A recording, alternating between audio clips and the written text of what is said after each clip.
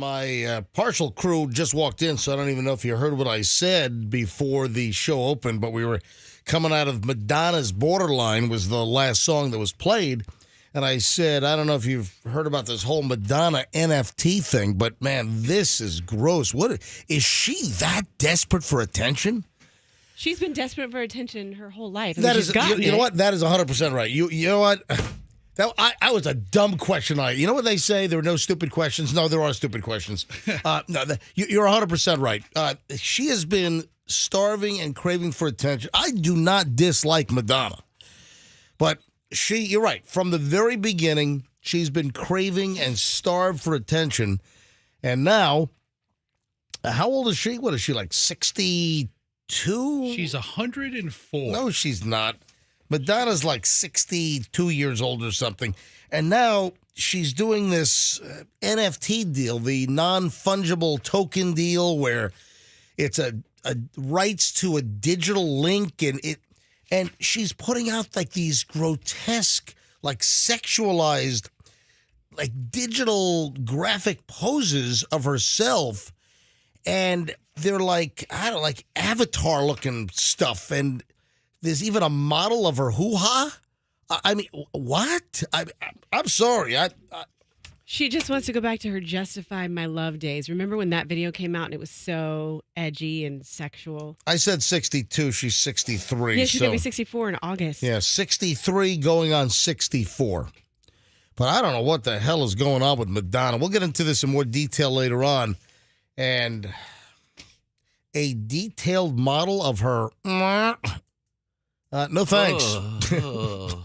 No thanks. I told you I had a friend who hooked up with her, right? Did I tell you that Hold on air or off Whoa. air? You had a Yes. friend that hooked up with Madonna? Yes. Yeah, that seems like a familiar story. I remember you saying something about that when you wanted us to think you were really cool.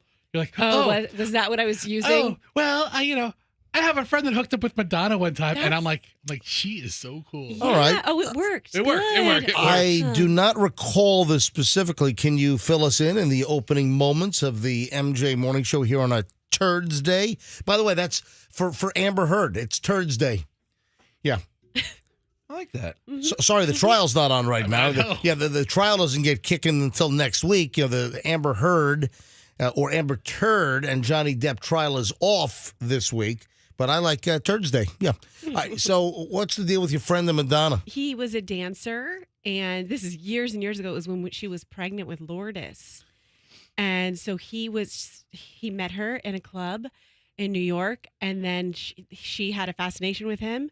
So she flew him out to LA, and it was like a quick deal, went to her house, did it, and then left. Just wham, bam, Yeah. thank you, Mhm. ma'am. Stayed the night, I guess, but it was like he was really cute, and she had her eye on him, and she was like, okay, come to my house. He's like, I totally got used, but I totally loved it. Boom, boom, boom, come on back to my room. Remember that? Yeah. Paul Lakakis?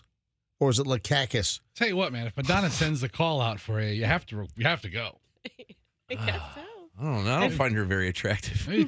Madonna This 20 years ago. Yeah, this When is. hey, MJ, don't you have the sex book? I do. You still have that thing? I have the Madonna sex book unopened in the Mylar wrapper. Hey, Fester, go on eBay. I want to see. I want to look at that book. I never looked at it. Go on eBay. eBay.com. And I'm not giving it to you. You're going to break the seal. You're going to open up the damn book. Oh, how much is it worth? Yeah, the seriously. sex book?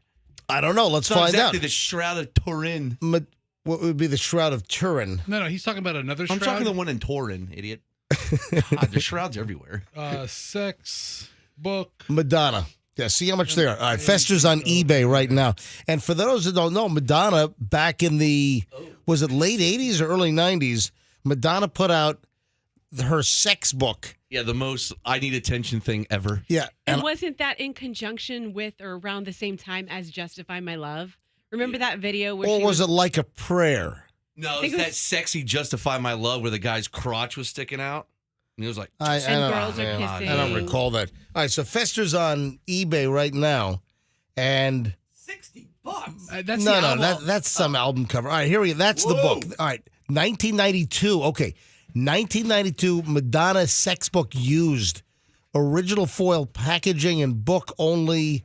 Well, that's used though. Yeah, but it also looks like it's opened. Okay, hold on. That- Madonna's sex book never opened. Yep. In the USA, $400. Well, that's what they're asking. Okay. It doesn't mean they're going to get. We got to there's- fake a Madonna signature. It says 0 bids. My point is, it's not worth anything. $400 doesn't move my meter much. Yeah. Wow, how Yeah, rich listen. are Yeah, you? you're not going to get loaded. You're not going to have all your I'll take troubles are not put aside if you sell the Madonna sex book Hold for on, $300 or $400. I'll take it all He's day. making it sound like this is his financial plan in case of emergency. It's worth a couple of $100. I think my Hess trucks are worth more than I'm that. just like, it's wrapped in the original seal. I'm not going to give it to you. Hold on, I never said that this is my retirement plan. What the hell are you talking You told about? Froggy, listen, I'm not going to give it to you. You're going to break the seal. I'll tell you what, I'll give you $150 for it right now, and I'll rip the seal and I'll step on it. It's not signed, is it? No, it's not signed. Yet. Because the seal is on it. But I'll sign it. I've got it tucked away. I know exactly where I've got it tucked away. I'm looking at Madonna's signature. It's not hard to replicate. Yeah. Did you see how defensive he got when I said it was I know, his right? retirement She's plan? got it tucked away with his bonds. I didn't say that. All right, we're just getting rolling, folks. It is the MJ Morning Show on Q105, and man, we got a lot. Next, I got to see if Roxanne's going to come through on something. Huge story here in Florida that's actually gone big nationwide, and apparently Roxanne's got a total connection to this deal and can't seem to close the deal. I'm a little aggravated. All right, Come on, closers. Hold on. I'll explain everything next. Don't move. You got to hear this, folks. You really have to hear this. Next on the MJ Morning Show on Q105. You know what else you got to hear?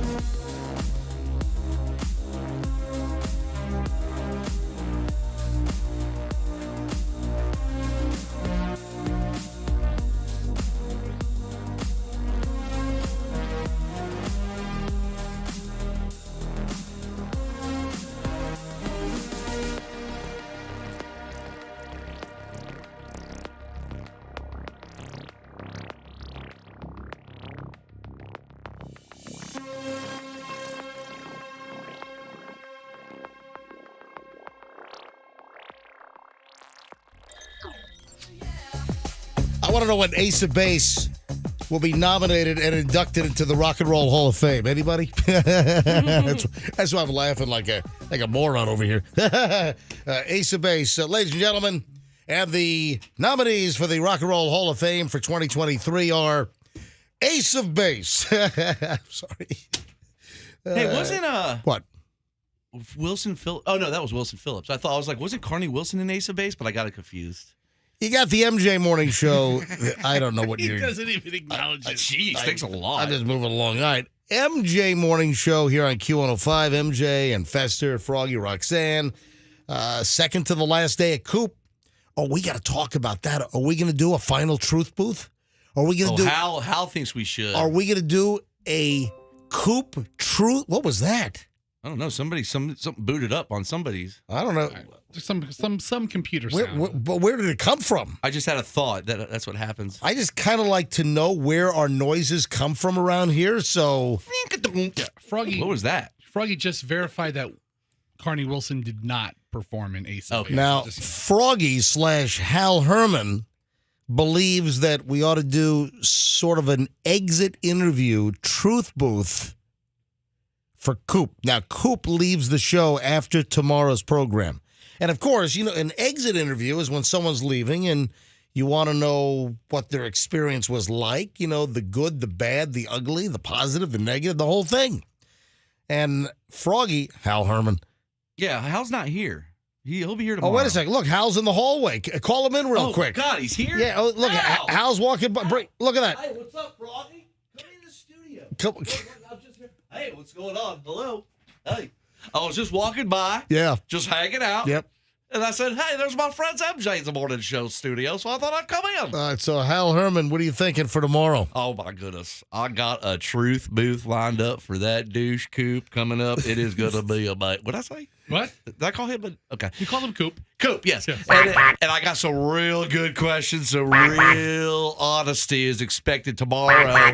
We might even have to get Ted on the line for a couple questions. We might have to get Steve Triplett on the line for a couple questions. Sorry, I ran out of air. What are you getting all verklempt over there? I'm just excited. Hold on, Hal. You're going to pass the I mean, question. I'm really excited about it. Oh, I can't take it. Breathe, Hal. All How's right, he thank you.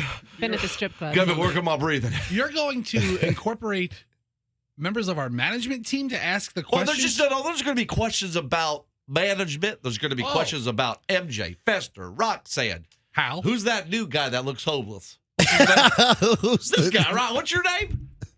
Tom. Oh, Tom. All right, so first of all, his Whoever name- Tom is. First of all, his name is Casey. Casey, hey. And he Nice does- to meet you. My name is Hal. I didn't realize how homeless he does in fact look until you brought it up. Good looking kid. He doesn't look homeless. No. Kind He of looks like doesn't. the crazy thing is he's from Kentucky, but he kind of looks like surfer homeless. Like if he told you he lived in a van, you'd be like, "Yep, you do." Hey, Coop, are you down for an exit interview truth booth? Again, it's been a while since we've done the truth booth. And this is where the questions are asked and you have to answer the truth.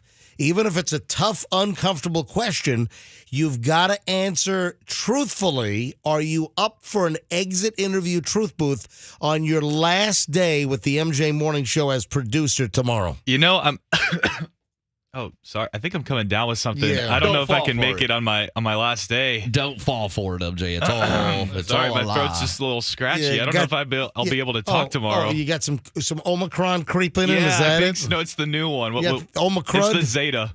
It's Omicron. Omicron, yeah. Yeah. No, you will be in the truth booth tomorrow if it takes every ounce of force. I mean, even if you walk out a couple of hours early, we'll be okay. There are no ramifications. The questions can be as outrageous as Hal Well, wants. that's and the point. answers can be as outrageous as you want. That's the point. Is that listen, he's leaving. He can No, say no. whatever he wants. Well, the point of the truth booth is to be honest. Yeah, but he's leaving, so it's going to Oh, be. but the wait a truth. minute. But wait a minute. Then tomorrow night there's the going away party yeah, at my that's house. the only problem is you Yeah. might not show All up. right, so let's cancel the going away party. Yeah, how's that a problem if he doesn't? Roxanne, if Coop doesn't come, tells the rest of us want to have like a lovely time. I don't remember. I didn't get an invite to any party. Ladies and gentlemen, Must have lost it in the mail. Ladies and gentlemen, let's move along here. Truth booth sometime tomorrow, probably 7:45, 8 o'clock. is what I'm thinking for the Truth Booth on tomorrow's MJ Morning Show here on Q105. Roxanne, this is really interesting how this developed. Yesterday morning, you had a text from a friend? I did. I had a girlfriend text me. She said, "Oh my gosh, I know the person who you were talking about." And it's a friend of hers. Well, let's start off with the person that we were talking about. Huge story, big story yesterday about this guy that was a passenger in a little private Cessna. And more details have come through because we had heard that the guy was like a flight instructor, that the pilot of the plane was a flight instructor. And we didn't originally know, was this guy a student pilot that hadn't flown yet? Was this guy just going up for a discovery ride to see if he wanted to take flying lessons? We were just speculating. Then yesterday, more of the story came out that the guy was a passenger on a private little Cessna that was flying him from the Bahamas back to Florida. And then the pilot became incapacitated. The pilot, passes out.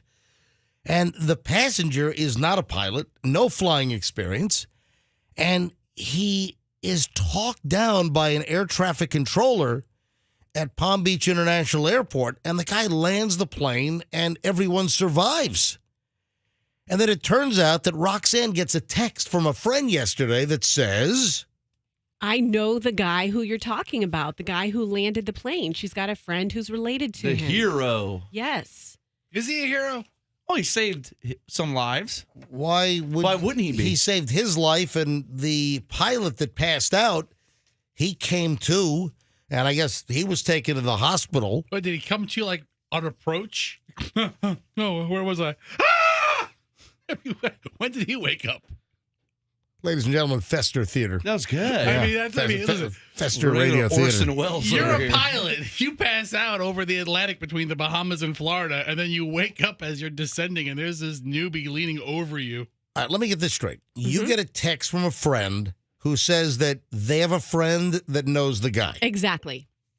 And so I said, that's great. If you can give him my phone number and give him the station phone number, we'd love to have him on the show. Now, the guy has since been identified by a multitude of media sources. Darren Harrison of Lakeland. The guy is from Lakeland who landed the plane. So, listen, there's a good chance he remembers and knows of the MJ Morning Show. So your friend gets a hold of her friend, who then gets a hold of Darren yesterday. And this is like the last half hour of the show. And we're like, we got to get this guy on. We played the audio of the air traffic controller talking him down. We got it's amazing. It's incredible. Let's get the guy on. Now we know his name is Darren Harrison. He's of Lakeland.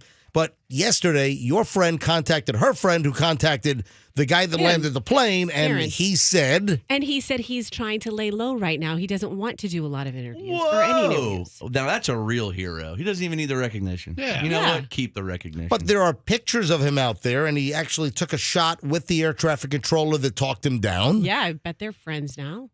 Yeah, I don't know that he took the photo necessarily to be blasted all over media. I mean, you don't really think about where the photo is going to go in the moment you're taking it. Maybe he took it to say, hey, here's a picture of a guy who saved my life. Now, I'm wondering, is this guy just kind of holding out for like some kind of big money interview, or... I think he's a regular nice guy and doesn't want to What do you think have is all gonna be this on the attention on Today it. Show Yeah. interview? Actually, it's Well- funny you say that, Froggy, because my girlfriend said that he has been contacted by national shows. Of and they're course, trying to hit him of too. course, the Today Show has called him. Of course, the Good Morning America producers have been probably, badgering him. But I don't see how this is a financial windfall for some scoop interview. In 3 days, I'm going to forget this guy's name. In 3 minutes, I might What are forget you his trying name. to talk him out of showing up on the MJ Morning Yeah, Show? I mean, what are you doing? What are you doing, Fester? You're the guy over here saying, "Oh, is he holding out for a big financial Yeah, windfall?" and saying I'm- Roxanne dropped the ball. Roxanne dropped the ball. I don't changing- like that tone. Well, hold on. Did I say you dropped the ball? yeah, Yeah, you you that was did. your tease. You're like, Oh. yep. Mm-hmm. Okay. And so all I right. think you need well- to go to your room and think about how you choose your words. And I think you need to have a sweeter voice when you ask mommy for. Oh wait, Oh. I'm not sure. When I asked Mommy, that doesn't sound right. She's talking to you the same way MJ's calling Roxanne Mommy. she's Hey, talking. Mommy. The same way she talks to Doug, she's talking to you. Oh, yeah, I think that's it. Doug, go back to your room and you need to think how you ask mommy for things. I think you're 100% right. No question. That's what's going on in that place. You make him wear a dunce cap. You want to know what? You want to know what goes on behind closed doors at Roxanne and Dig Doug's house? She's mommy in that place. There you go. All right, can you contact your friend again and just see? I've contacted her 4 times Well- since you and I have chatted. Well, do it 5. Let's go. Tell me, 6, 7, tell me 8. what I should say this time beyond. Can you please let me know if your friend changes his mind? We want to get him on. He lives in Lakeland. He landed the airplane. Oh. All right. Okay. All right. Hold on. Let's pick this up later on. I got early morons in the news next. Folks, don't move. Back in just a few minutes. Early morons in the news next. Here on the MJ Morning Show on Q105.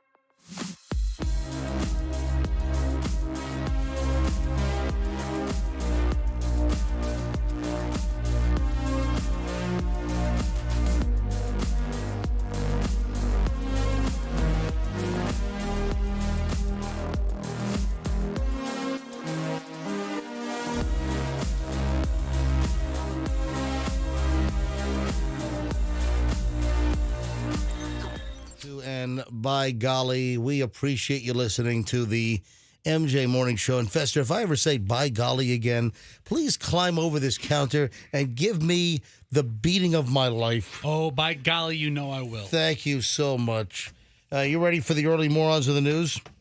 We don't do a ton of foreign morons. Why? Because there are too many domestic morons. There are too many morons in the United States. There are too many morons locally here in the state of Florida. So we don't do many international moron stories.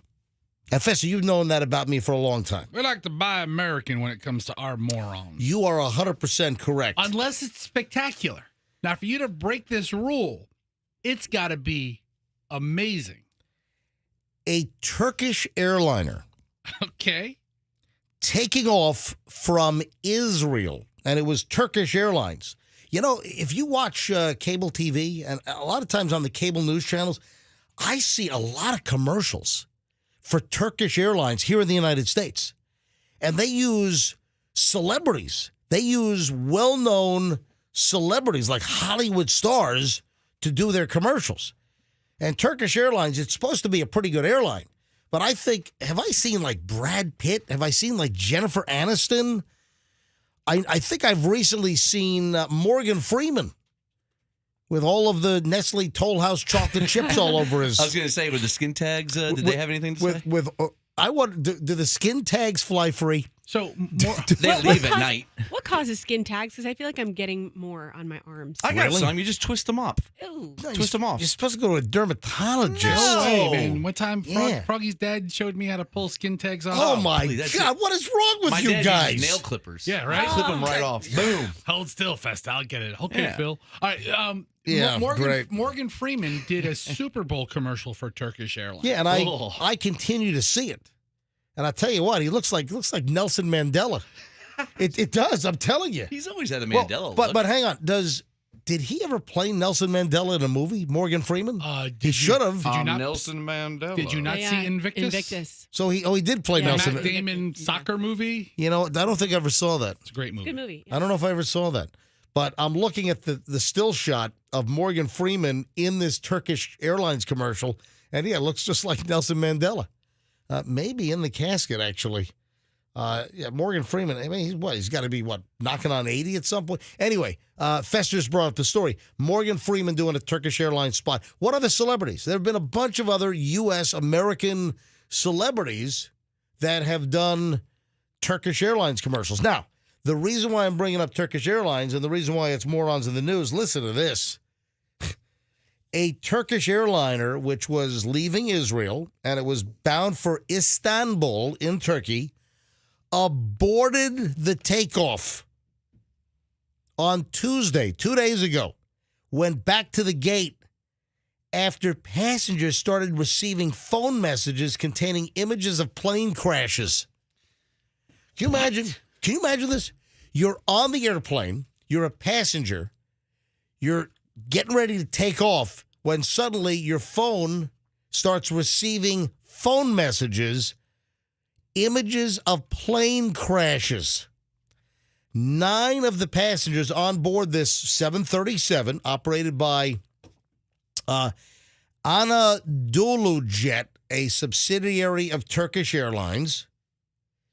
9 of the 160 passengers on this Boeing 737, they were detained at Ben Gurion Airport, that's in Tel Aviv, and they were investigated by Israeli Airports Authority officers. The plane was taxiing to the runway when passengers alerted the flight attendants that they had received alarming photos on their iPhones. It turns out somebody used the airdrop feature. All right. Your trick. While you're getting ready to take off, somebody hits an airdrop and sends people on the airplane See, that's not pictures funny. of plane crashes. Okay, pictures of plane crashes are not funny. You are Not correct. funny. But when What is funny? when I airdrop people and I send a naked picture of Kermit the Frog, that's hysterical. Not funny. Kermit's always naked. No. I mean, it's more anatomically correct. So people are getting pictures of air crashes while they're getting ready to take off. So then I wouldn't, if I got one of those photos, I would think to myself that someone was threatening me. That Yeah. I'd be like, okay, Yeah. get me off the plane. Yeah. Is this a threat that the plane is going to crash or that there's some terrorist on board, that they're going to blow the plane up? Is there a bomb in luggage? Does somebody have a shoe bomb or a crotch bomb? Remember, what was the guy with the crotch bomb? The shoe bomber. Oh, you know what? Reed? Hold on a minute. Let's play Airplane Terrorist Jeopardy. Love this game. Or the pyramid. I don't know. Okay. Hey, That's Daily Double. it's the audio daily double. Yeah. All right, identify that noise. I am a frequent airdropper of images to people in public places. All right, why don't you hold on to that thought? Let me finish this first. You hold on to Yeah, that. let's continue with terrorist jeopardy. All right, so Yeah. Correct. all right, who was the shoe bomber? I think somebody said it. Yeah, his last name was Reed. Yeah, what was the first name? You got to have both, or else you don't win. Richard. Really? Yo, It was Richard it Reed. Richard? Richard Reed. Okay, Richard Yeah, Reed. The All right. the shoe bomber that didn't he try to blow up like a Northwest flight? I think it was Northwest code sharing Delta before Delta bought Northwest, and I think they were on approach to Detroit. And the guy was trying to light his shoes on fire, and he had a shoe bomb. The plan was, if I'm not mistaken, he wanted to blow up that Northwest Delta flight on approach on short final into Detroit, into Wayne County. But he had sweaty feet. Right. His stank feet. His thing, I think he came from like Amsterdam. Yeah, I think Dude, it his, sounds like a bomb's about to go off in here. Take this off. Oh my god. Ugh. You, All right. you don't like that? Well, it sounds like the inevitable. We're gonna explode. So seriously, Richard Reed, the shoe bomber, I think that was the deal. The guy's feet were so sweaty Ew. that he like fouled up the detonator Ew. or the fuse or the whatever it was. All right, Mayim. Mayim Yeah, Bialik. that's who you are now, right? You're playing terrorist jeopardy. Mayim Bialik. But wait a minute, but I'm playing the $25,000 pyramid. Who's? This is that noise. Oh. Oh. John Yeah, Davidson used to host that Yeah, show. this is not Jeopardy. This is the noise when they're in the winner's circle and they're trying to What's the second question? things that go boom. Okay, so Richard Reed was the shoe bomber. Who was the underwear bomber? Remember, another guy had like an underwear bomb on another flight. Hey, How would we know his name? Not as famous. why would Fester know the shoe bomber's name? I mean, this is a game show about terrorism, apparently. Because Richard Reed is a real terrorist name. You can't forget that. Richard Reed. No one knows the underwear bomber's No. name? Froggy loves this noise. Skippy McCafferty. No. It was Abu Abdul Muttalib or something. No, say his first name as well. That was my second guess. I don't remember his first name, but it was Abu Muttalib was his last name. His first name was Thomas. Muttalib. Oh, Fester brought it up Okay, here. his first name was Umar. Umar Farouk Abdul Muttalib. His last, I had that right. His Yeah. last name was Abdul Yeah. Muttalib. Yes. Good for you. Yeah, I knew Richard Reed. And what was the deal on it? Before we move on, the underwear bomber, where was that flight? What flight was he on? Was that like, was that like, you know what? I remember it was bound for Miami. I think it was American Airlines, and it was bound for Miami, and he wanted to blow up an American Airlines jet over the Atlantic on the way to Miami, if I'm not mistaken. Now, was this a real bomb that he had in his underwear? Yes! It sounds like something you'd buy at Spencer's Gifts. No, Like as a joke. Underwear bomb. Spencer Gifts at the mall sells fake underwear bombs. They're in his BVDs. I mean, it sounds like something. I mean, I'm trying to go through his Wikipedia to get more details. Do you have the details on it was like American Airlines and dude, you are just haphazardly scrolling. How could you even look at anything? Because Wikipedia All right, is here we go. categorized. All right, here it is. On Christmas Day 2009, Abdul Muttalib traveled from Ghana to Amsterdam, boarded, oh, wait a minute. Here, last paragraph. He was arrested at Detroit Metro. Okay, all right, so wait a minute. So maybe the underwear bomber, the underwear bomber, he was going to Detroit, and maybe the shoe bomber was going to Miami. Anyway, you got two folks that try to blow up airplanes with apparel. What about the Bolo bomber? What was that? I don't know. I'm trying to think of other ridiculous pieces of clothing that people are trying to get to. Oh, the explode. bolo. You mean the Yeah, a the little tie? little all right. southwestern tie. Oh, I thought it was to be on the lookout for a bomb. That's what I thought he was How saying. about the BOGO? But Two in one day. The buy one get one Yes, free bomber. Oh my God! Anyway, can you believe that some jackass on this flight taking off from Israel to go to Turkey starts airdropping airplane crashes to people with iPhones on the airplane? What a menace. The plane was taxiing, and then passengers started alerting flight attendants. Hey, we're getting pictures of plane crashes on our iPhones due to this airdrop deal. And the messages reportedly included images of a Turkish Airlines plane that crashed in the Netherlands in 2009. Oh, gosh. Yeah, all of the Not cool. passengers, they went back to the gate. All the passengers were required to leave the aircraft for another security check, including all the luggage, before the flight was allowed to depart.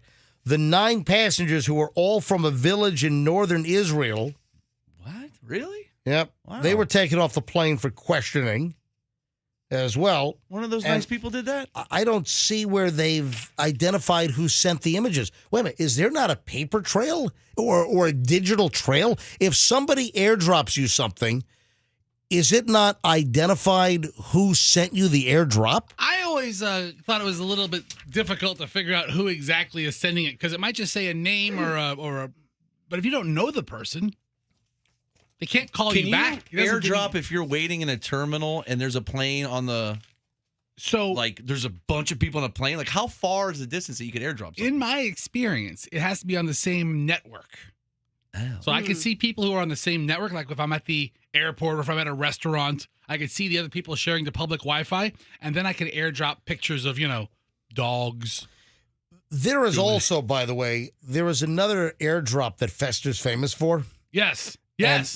that's The bouquet. Yes. Yes. What? so. It's Are you not getting this, Roxanne? No. all right. So the airdrop, the Apple digital airdrop to send somebody a file or a picture, Yeah. and then if I said Fester's famous for another type of airdrop, Oh, haven't you been complaining about A Fester's gaseous. airdrops? gaseous airdrop. Yes. Oh, Yes. The chia drops? I've been aromatically exploding this place for like the last 5 days. Dude, that's inappropriate, especially for a Roxanne, and she can go to HR for that, right? Mhm. That's abuse. Yeah, I would like Yeah. for somebody to file an HR complaint for tooting. That would be hilarious. Yeah, and what would I do? What would be my evidence? I'd Oh, have to somebody- capture it in a glass, like that weirdo lady who would sell stuff online. Remember What's the story her? I saw? Some guy got fired for farting too much. I just saw that. Why do you dig that story Okay, up? I will. I swear. You know to what? God. I saw that too. Yeah. What? No, can't- I saw the story as well. You know what? I think I might have it in my pile somewhere. Oh, you must. All right, hold on a minute, folks. We'll continue with the rest of the early morons in the news next here on Q105. Now, it's lunchtime. Oh, not right now. It's lunchtime in a couple hours. Listen, 5 hours from now, lunchtime. Hey, you know what you ought to do for lunch? Hit up PDQ. Hey, listen, PDQ is just made better. If you've had...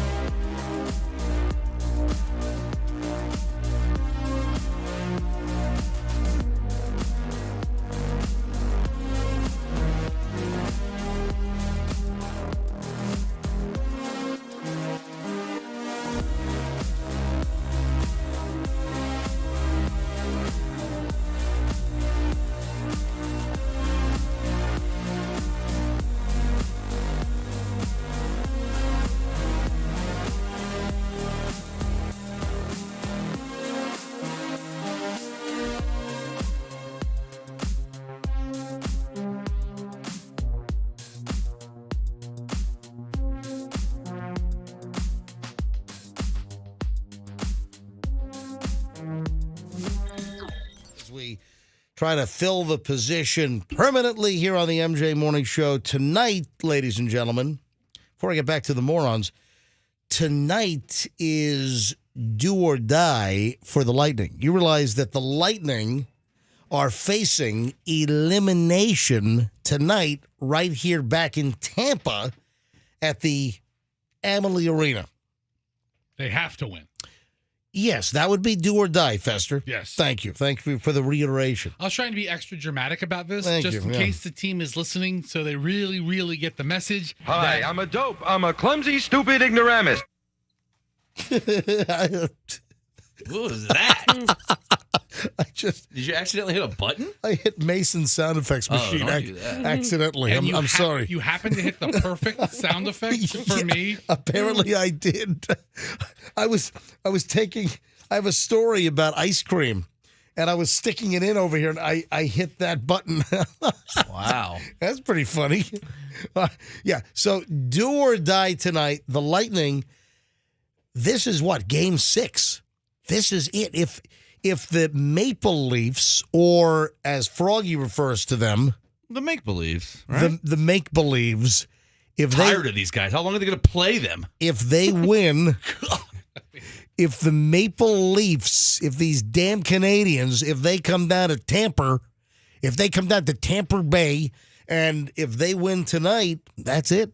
Lightning are out. The defending Stanley Cup champs are done. It's over. I'm going to go to the game tonight, and I have to lie to my child and not tell her that I'm going because she's been asking to go to a game for like 2 weeks. Oh, you're going to go to the game? Nice. And so she calls in the lightning bolts, and she's like, I want to go see the lightning bolts. I want to go see the lightning bolts. Aw. And now You're going to lie to your kid? Yeah. Just tell So- her you're going to church or something. Where are you going to tell your kid you're going? I haven't gotten that far yet. I'm going to tell her after the fact, but she'll have a meltdown if I'm leaving to go to the lightning bolts game without her. Wait a minute. What type of discipline do you have over your kids if your kid will have a meltdown? I feel mean doing Yeah, it, but I can't explain to her that I only have one. Mommy got invited, and She she's doesn't not have to invited. know. She doesn't need the deets. She's So like, you're gonna she's lie to 2. you're gonna lie to your no, it's not the 2-year-old. It's gonna be the 5-year-old, right? She's 5. She still doesn't Yeah. need to know the deets. And what's the 5-year-old's name again? Mabel, No, really. What's Evelyn, Jade. Evelyn Jade is your Mhm. 5-year-old, and she's like, Mommy, I want to go to the lightning bolts game.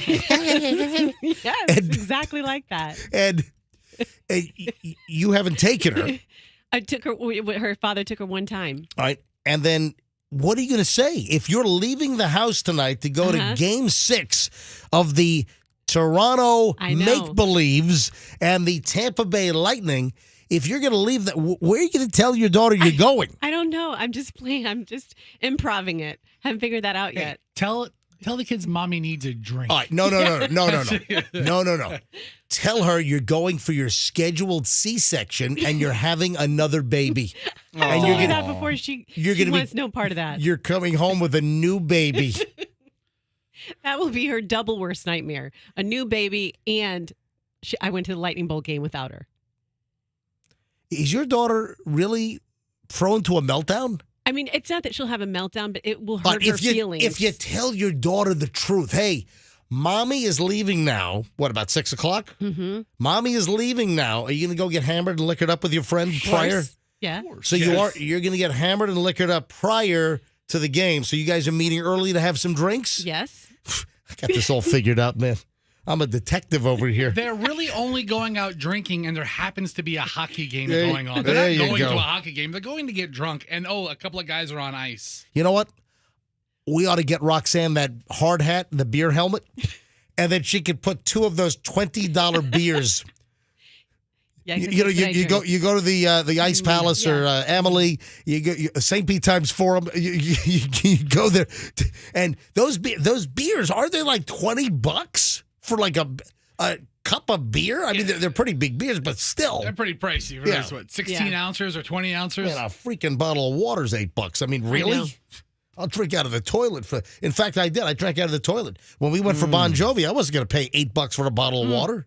That's so good. Yeah. Of all the things you put on your Instagram, how do you miss that? All right, about the concert. You can hear Bon Jovi in the background. I'm going to go take a sip out of this toilet on the 200 level. You know what? Thirsty. We're going to call your daughter later on. We're going to call Today? Yes. We're going to call Evelyn Jade live as she's on her way to school, and you're going to tell her the truth. And this is going to be a learning experience. No, that's So, not right. Let me just get this straight. Yeah. The princess dress was abuse, but this isn't. No. The princess dress meltdown was terrible, but this isn't terrible. This is terrible. That's a terrible idea. She's going to go start her day. Her teacher loves the Tampa Bay Lightning. She's going to start her day at school off terribly and be traumatized. First of all, Not good. I continue to get an occasional email from people that claim that they've turned you into the Department of Children and Families with the whole princess I hope they have. dress episode. Folks, if you don't know about the princess dress episode, this is where Roxanne was having an argument with her. Well, she was 4 at that point, right? She was still 4. Yeah, she hadn't quite turned 5, right? Mm-hmm. And this was what month was this? When did this happen? It was recent. It was like a March. Just a month ago. Yeah, it was like March or early April or Yeah. no, I think it was March. I think it was March. And you were having an argument with your daughter. Your daughter was being just obstinate, Mouthy and whiny and Right. screamy, and her dad was trying to do business, and I couldn't get her to stop crying. And did you give her the verbal warning that if you don't shut up, that I'm gonna hold on? Why are you looking at Fester? Continue. No. What just? Hold on. There was just. Hey, Coop, did you get that? Did you get that? There was the face and Roxanne looking at Fester. Did you get that on video? I always get Fester and Roxanne interactions, but I'm gonna need you to do it again. Well, no, we're not going to recreate it. No, But hold on. Why did you just look at Fester as I'm telling the story? What's been a problem around here? I don't know what. We talked about it 5 minutes ago. Oh, did he just? Fester just ripped a chia seed little rear exit thing? Really? Come on, Fester. Fester, will you knock it off? I cannot describe to you the amount of fiber in my diet. Since I've been eating Stop. these Why don't chia you seeds. control all right. yourself? How do you control it? How? All right, listen. Oh, I need smelling salt. All right, hang on. All right, oof. All right, Roxanne. Mm-hmm. So, did you warn your daughter that if you don't stop misbehaving, Yes. I'm gonna collect all of your princess Of course dresses I and did. throw them into the pool? I didn't warn her about the pool, that I was going to throw them into the pool. I went in her bedroom and I was like, "That's it. I'm taking these clothes and I'm giving these princess dresses to a child who will appreciate them and appreciate their things and not be so spoiled." And then the child that you were going to give the dresses to Mm-hmm. lives at the bottom of the pool? Because then Roxanne gathered up, what was it, like 20 princess dresses? Yeah, it was like 16. And then grabbed a whole armful and then throws them into their pool in the backyard. It's Yeah, just- it was a spur of the moment thing because I walked out there because Daviana was on the patio still and I couldn't leave her unattended. We had the pool gate, but still. And so I walk out there to scoop her up, to take her to the garage, to put the dresses in the trunk. And as I go out there, she kept tormenting me and screaming and crying. And so I just heave-hoed them into the you pool. went from the trunk threat to I'm taking these to like some kid that's going to appreciate them Yes. to then taking the whole bundle and throwing them into the pool. And then they got... wire hangers ever! And then the dresses got all soaked and they went to the bottom of the Yes, pool. yes, They they did. sunk to the bottom. So They sunk to the bottom. I should have taken an Instagram photo of that. Wait a second. So you're concerned about me wanting to call your 5-year-old to tell her the truth that you're going to the Lightning do or die game 6 tonight? You think that could be tormenting after you? Folks, seriously. I had people saying that Roxanne ought to be turned into the Department of Yeah. Children and Family, that there ought to be an investigation. And you know what? Those people don't know how to discipline their kids. Yeah. Their kids are running around. Oh, yeah. They've Doing probably meth. grown up to be, Hey, Your exactly. kids probably Bunch smoke of meth crack. My wife, Michelle, was horrified when she heard the story. Michelle liked it. horrified. My wife thought it was a good move. Clutch Thank the you. pearls. I was horrified. Oh, Anyway, Roxanne. what time can we call your daughter and let her know that Listen, mommy's going to the Lightning game tonight? Let me draw this boundary right now. Oh, That's geez. not happening. Oh, Roxanne is drawing a boundary, In your and face. it's not gonna really. Absolutely not. I Whoa. don't try to hurt my kids' feelings.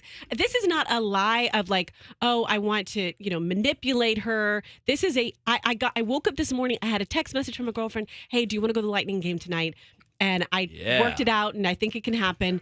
So You deserve I a don't, night out. right? Hey, and I Fester- don't want to hurt my daughter's feelings because she's been talking about it. Tell her you got to for go to weeks. a funeral or something. Yeah. Hold on. You can't get. No, you don't lie to the kid. Yes, you do. She's gonna go to bed at 8:00. Fester, do you lie to your kids? I lie to my kids all the time. I mean, what are you talking about? Like, you never lied to your kids when they were young. I mean, MJ had me order a life-size corpse.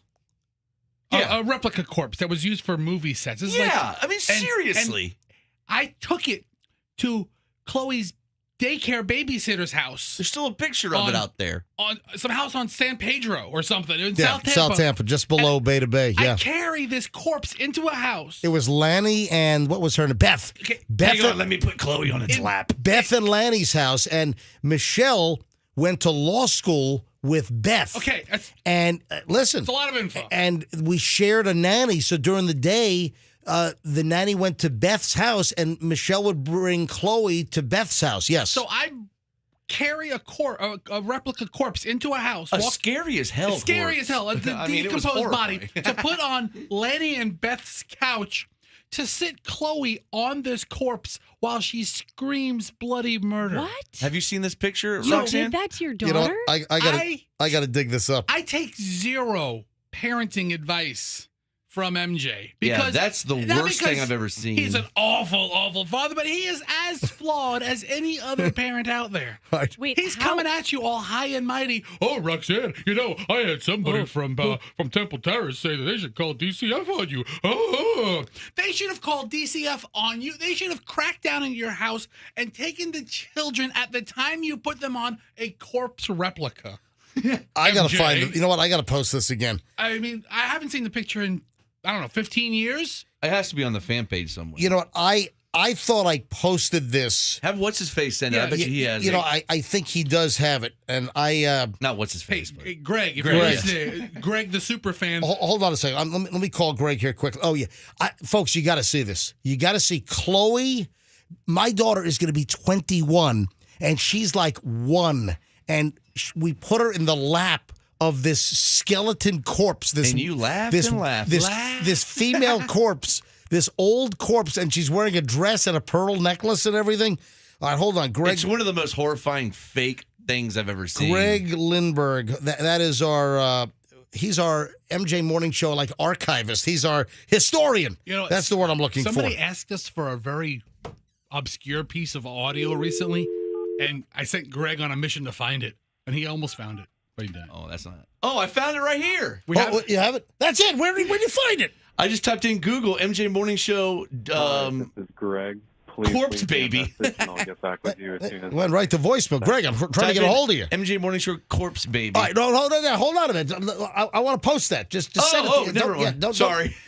Don't give it out. Dump that. No, I want to post it. Wait, that's her. Yeah, that's her. Yeah, that's Chloe. It is. Oh my gosh. It is. I'll tell you what. I'm going to dig it up. She's an infant. In the next break, I'll make it easy for you. Hold on, wait a minute. What is that laugh? We did post this. did we? Oh yeah. Hold on. Look, it's right there. Coop, we put this up too, like when we first came on the air, right? Is that it? Okay, it is up. All right, we can up. Yeah, I'll upload the post or I'll update the post and put it at the top of our website. That's where that link goes to, All right, actually. upload it or update it, I should say. Yeah. Look at Update that. it.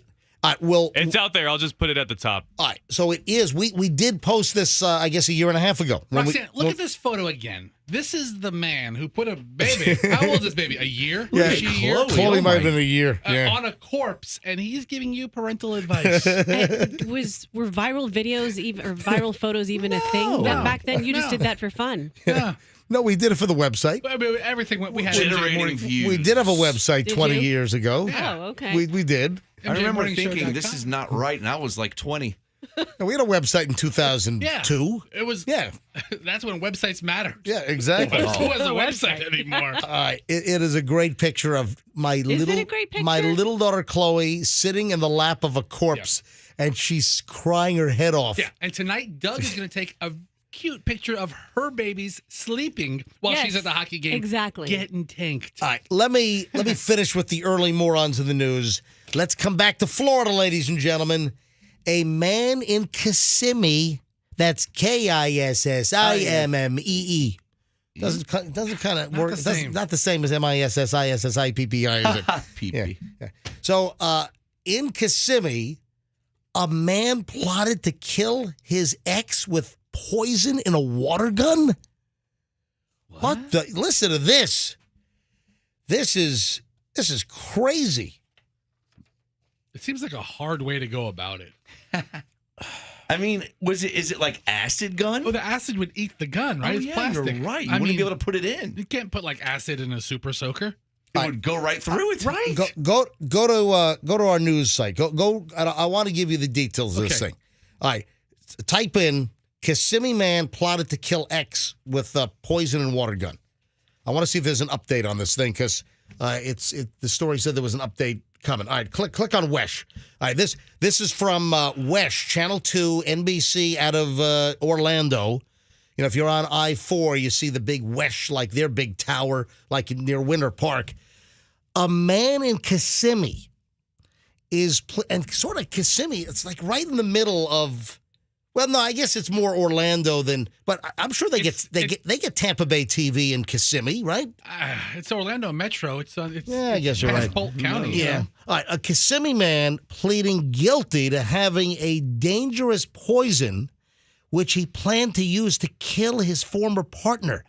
A plea agreement has been reached, and it revealed that this 50-year-old Kevin Jones ordered several items online last December to make the poison ricin. Isn't it castor beans? Don't you? I think you make ricin from castor beans. I left my Anarchy cookbook at home today. I don't know exactly good the thing. recipe for ricin. So prosecutors say that Jones planned to spray his former partner with the poison using a water gun, then go on vacation so he had an alibi when she died. Good thinking. He was caught with the ricin and the water gun by police officers. The guy, I wanted to check to see if there was a further update because we don't know like how the whole plot unraveled. I haven't seen that on how cops were able to put this guy together and stop the plot. But he was found with the ricin and the water gun by Kissimmee police, and now the dude with his plea agreement. And I was wanting to see whether it's been approved by the judge yet. But with the plea deal, the guy faces up to 10 years in prison for this attempted poisoning charge.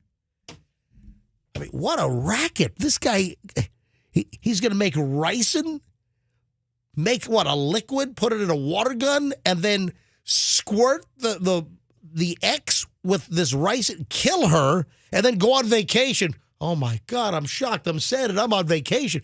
Now, would he rush home? Or it's an ex, so he wouldn't rush home. Would that be part of the alibi to, I'm so broken up and distraught, I've got to leave vacation? So I found another article. He faces 10 years for the poison. Right. And then he was already a felon, and he had firearms in his possession. So there's a 10-year penalty for each firearm. Oh, my God. So he could face like 30 years in prison altogether. Yeah. All right, this guy's a bad dude. This guy's a menace. This guy's a complete menace. All right, when we get back, we've got a warning. We have a warning if you have a teenage boy. If you are a teenage boy, or if you have a teenage boy, we have an MJ Morning Show special alert warning next. Don't miss this. Next on the MJ Morning Show here on Q105. Now.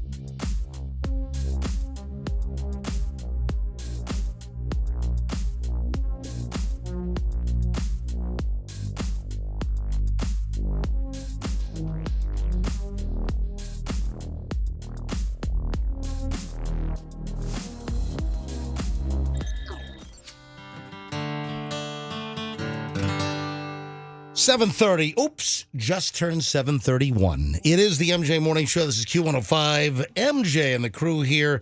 And got a serious deal here. Got a little warning that we have to deal with as we open up our long MJ Morning Show segment. Now, if you heard a little promo that ran yesterday, and we talked about this earlier, coming up around 7:30, a warning. If you've got like a teenage boy, or if you are a teenage boy, we've got an MJ Morning Show warning. This, folks, I think this is absolutely, this is a public service. What if you act like a teenage boy? Does it apply to those people too? They're not necessarily teenage boys, but they act like them? No, I think it's really teenage boys. All right, so genetically, you have to currently be or associated with an actual teenage boy. Roxanne, are you sort of in charge of the Q105 like public like PSA file? Yes. You might want to include this. Okay. Listen up. I think this is a qualifying situation right here. Sextortion. Now, we've talked about this in the past. Sextortion. Now, Roxanne, what is sextortion? That would be when you go to a store that sells sex toys. Sextortion. No, I know what sextortion is. It would be when you're trying to get something from someone based upon things that are evidence that you have about them doing things sexually. Yeah, there you go. So sextortion. So it's blackmail. Yes. It's black. And more teenage boys and young men are being victims of sextortion. And essentially, let me just bust this down to like a couple of sentences. Oh, so they're not the perpetrators. No. The victims. They're that's the twist here. That's why we're spending time on this. This is getting more and more prevalent. Sextortion. Teenage boys and young men are being targeted over and over again now, and it's mostly like these really bad foreign actors. And they're pretending online that there's some hot young teenage girl and they're interested in them. And then, oh, would you please send me some pictures? Send me some nude photos of yourself. And these teenage boys, suddenly head over heels in love with some hottie online, thinking that it's some hot American girl here in the U.S., or maybe even nearby and local. These boys, these teenagers are sending them compromising photos, and then that's when they strike, and they're like, "Hey, we've got you. We've got your photos. We're gonna sextort you for money." And unfortunately, some of these boys are, some of them are taking their own lives. Yeah, instead of going to an adult or talking to their parents or going to the authorities, they're doing something. So embarrassed. That's why I thought it was important to take some time here with a serious MJ Morning Show warning. Folks, we do it all. On this program, we do the absurd. We do the funny. We do the serious. We run the gamut. We roll on the spectrum. We're on the spectrum here at the MJ Morning Show. We run the entire spectrum. Is this only making news because it has to do with boys now? It seems like no, because females have been in this situation for the invention of the internet. And these stories have been around. We've talked about girls being targets. We've talked about this in the past. The twist now is it's becoming less frequently girls being targeted to be sextorted. It's kind of flipped. We've done a little bit of a 180 here, and now most of the targets for these mostly bad foreign actors, they're boys and young men that are being targeted. This is internet blackmail. And you've got these adult men, these cretins, these really disgusting actors, and they're faking themselves as young women. And these are really horrific blackmailers that are targeting these young boys. And wouldn't these blackmailers not only be legally responsible for blackmailing, but also pedophilia or child pornography? Because you're talking about targeting teenage boys.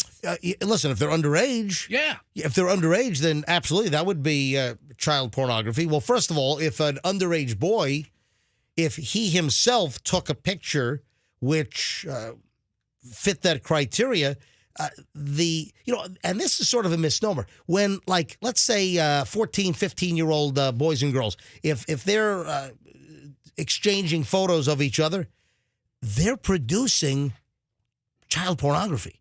And a lot of people might not realize that.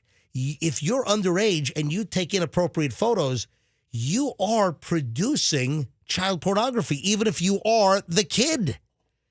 And a lot of folks don't realize that, or a lot of teenagers and kids, they don't realize that, but that's the truth here. So, yeah, the adult would be in possession of potential child pornography if they solicit a picture of an underage boy. But the point is, for parents, and especially if we have young boys, teenage boys, young men listening, the supposed hot girl on the other side who is sending you a picture and chatting you up online and saying, hey, could you send me some pictures? Oh, hey, listen, it is not going to be a hot girl on the other end. It's going to be some dude in Africa, all right? Yeah. Hey, what's up? It's Cindy. Thanks for sending a picture. You're screwed. I don't think that's quite the accent we're going to get from the Ivory Coast. Maybe. But, Who yeah. knows? You never know. Who knows? It seems like No, this. I'm pretty sure that the... No, I was born there. I'm pretty sure that the sextortionist that's coming from No. Africa doesn't quite sound like this. Well, I got my own ways. It seems like there's already been a dialogue geared toward young females. Hey, don't take a picture of yourself and send it online. Don't do that. And maybe the boys haven't been included in that conversation when it really needs to be for all people. Don't we all get those sort of Instagram requests from people who have like one follower and it's just a ridiculous girl and you're like, what is this? I get them. It has to be for the same reason. I get them on Twitter. I get them on Instagram, and you'll get direct messages. And they'll say, hey, baby. And you're like, hey, baby. I got one recently. They always say, hey, baby. I got a picture of an extremely attractive woman. One follower. I got a DM. It said, hey, baby, what's going on? Hold on. And I don't get those. I get those. Yeah, we all get them. And then I see does. these ridiculously hot women with only one friend, and I feel bad. I'm like, oh. Let me accept you. What's this person? How are you, baby? Yeah, let me send you a picture of my back hair and junk. They Listen. have 2 posts, 1 follower, Yeah. 1 picture, I and they're always- reaching out to you. I always click to see who the other follower is, and it's like some guy in a bowling shirt living with his mom on a green couch. Hey, baby, how are you? I saw a recent Yahoo story on this, and that's why I'm bringing this up.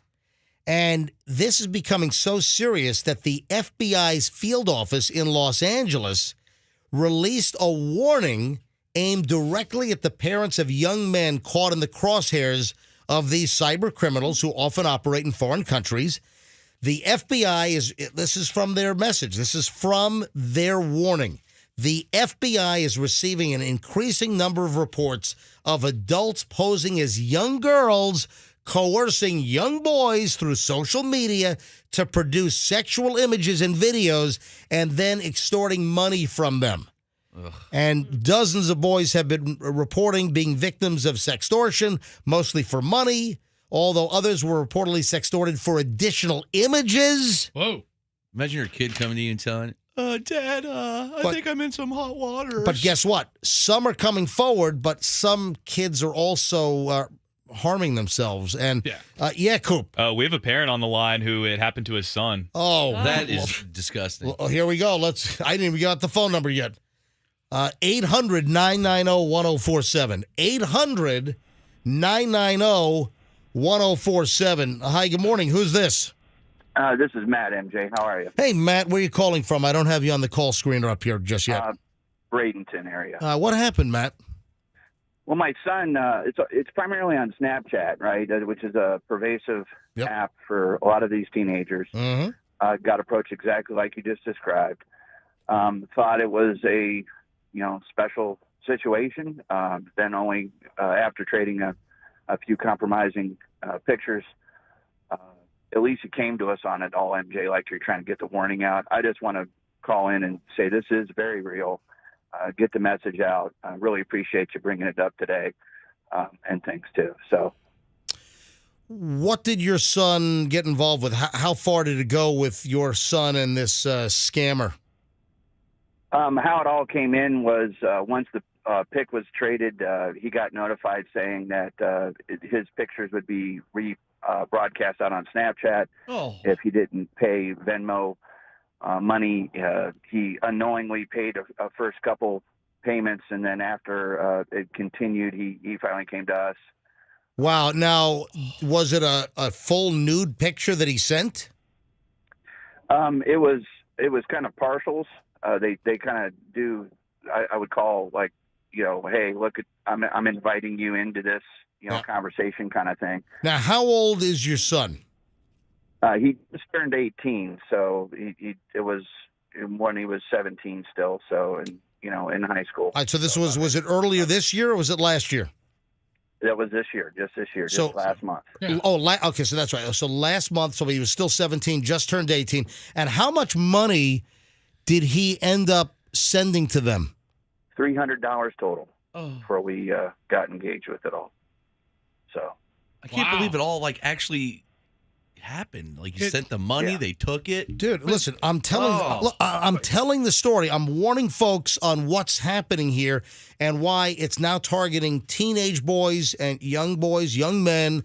And don't fall for this. There's no hot babe on the other end that's soliciting pictures of you.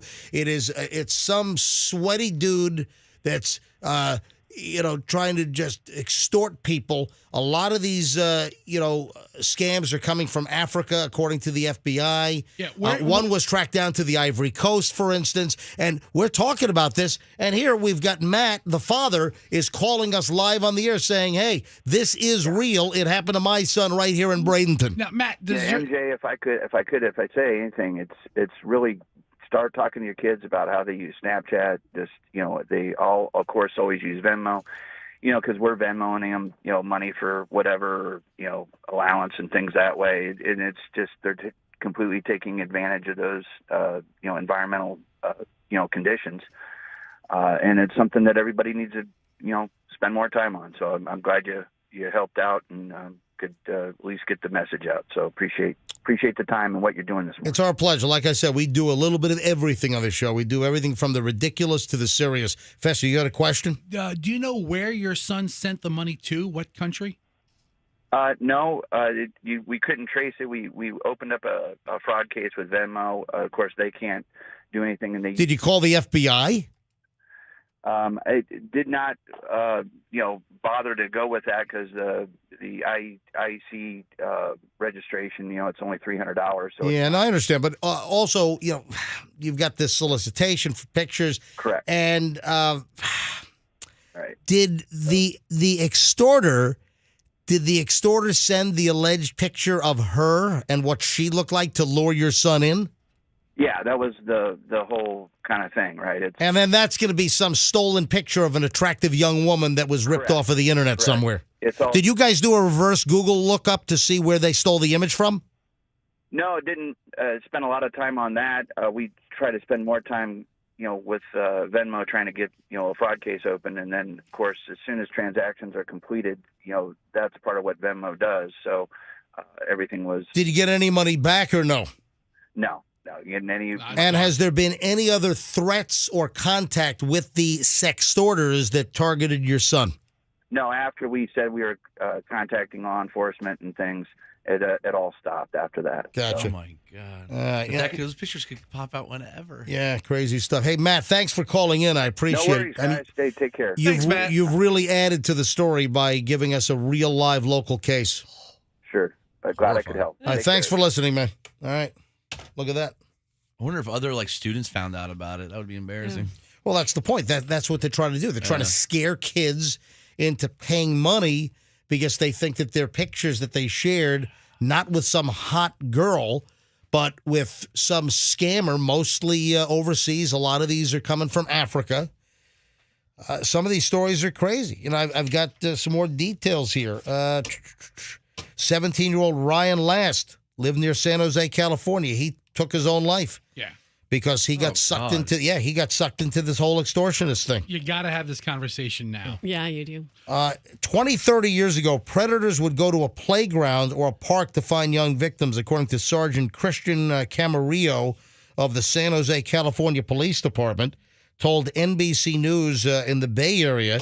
Now there's an entire virtual world out there for them to get into and pick their victims in this particular way, online. One of our texters runs a nonprofit organization that protects kids from predators. Yep. And this is what they do. And once an online predator gets their photo, then they use it to get the child to do bad things, even forcing them to meet them somewhere or the release of the picture to the public if they don't meet them. Another case. Tevin Tobler, 16-year-old from Utah. He also, he took his own life. And his parents recently revealed that their son, an honor student, champion high school wrestler, who was also an active member of the Church of Jesus Christ of Latter-day Saints, was targeted by a blackmailer from the Ivory Coast. It was Pierce who made connection after going through his cell phone records, discovered the teen had been hounded by somebody for money who texted him more than 1,000 times, in some cases as frequently as every 30 seconds, asking for money and threatening to expose them. Anyway, these stories go on and on. Oh, my gosh. Folks, just have the conversation with your teenage boy and your girl, but they're really targeting boys these days. Have the conversation. There's no hot girl that's going to approach you on the internet or social media that wants nude pictures of you because they're interested in you. It's going to be a scam artist, and they're going to blackmail you, and bad things are going to happen. If it's too good to be true, probably is, little guys. Damn right. There you go. All righty. The appliance delivery truck, folks. The appliance. Look at Fester. Tell me if this is reasonable. Okay. Neighbor orders a new washer and dryer. Now, this is all information that I found out after the fact, because I really don't know what the hell my neighbors are ordering. I have no idea what appliances my neighbors have showing up. Maytag man show up? Appliance delivery truck. Now, this is a big box truck. This is like and it's an unmarked truck, so I have no idea where it's from. Okay. It's not like it has the name of one of the big appliance companies on the side. It's big white box truck, just a generic 30-foot white box truck. Nice. Blocking my driveway. Uh-huh. Oh, you think that's funny? Uh-huh, finally. Oh, you think that's funny? I mean, you annoy so many people. Finally, somebody's annoying you. How long were they there? Oh, you're asking Uber Eats drivers what you're... Took 40 minutes, Well, hold on a minute.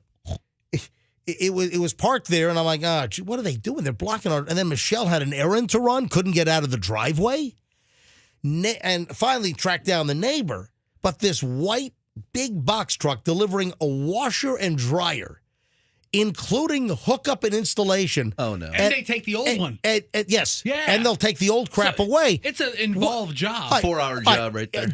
Am I making a mountain out of a molehill, or is this some damn nerve? Does this take some serious cojones? Does this take some real gall for an appliance delivery truck with a couple of guys to literally park the whole truck across my driveway so we can't exit the house?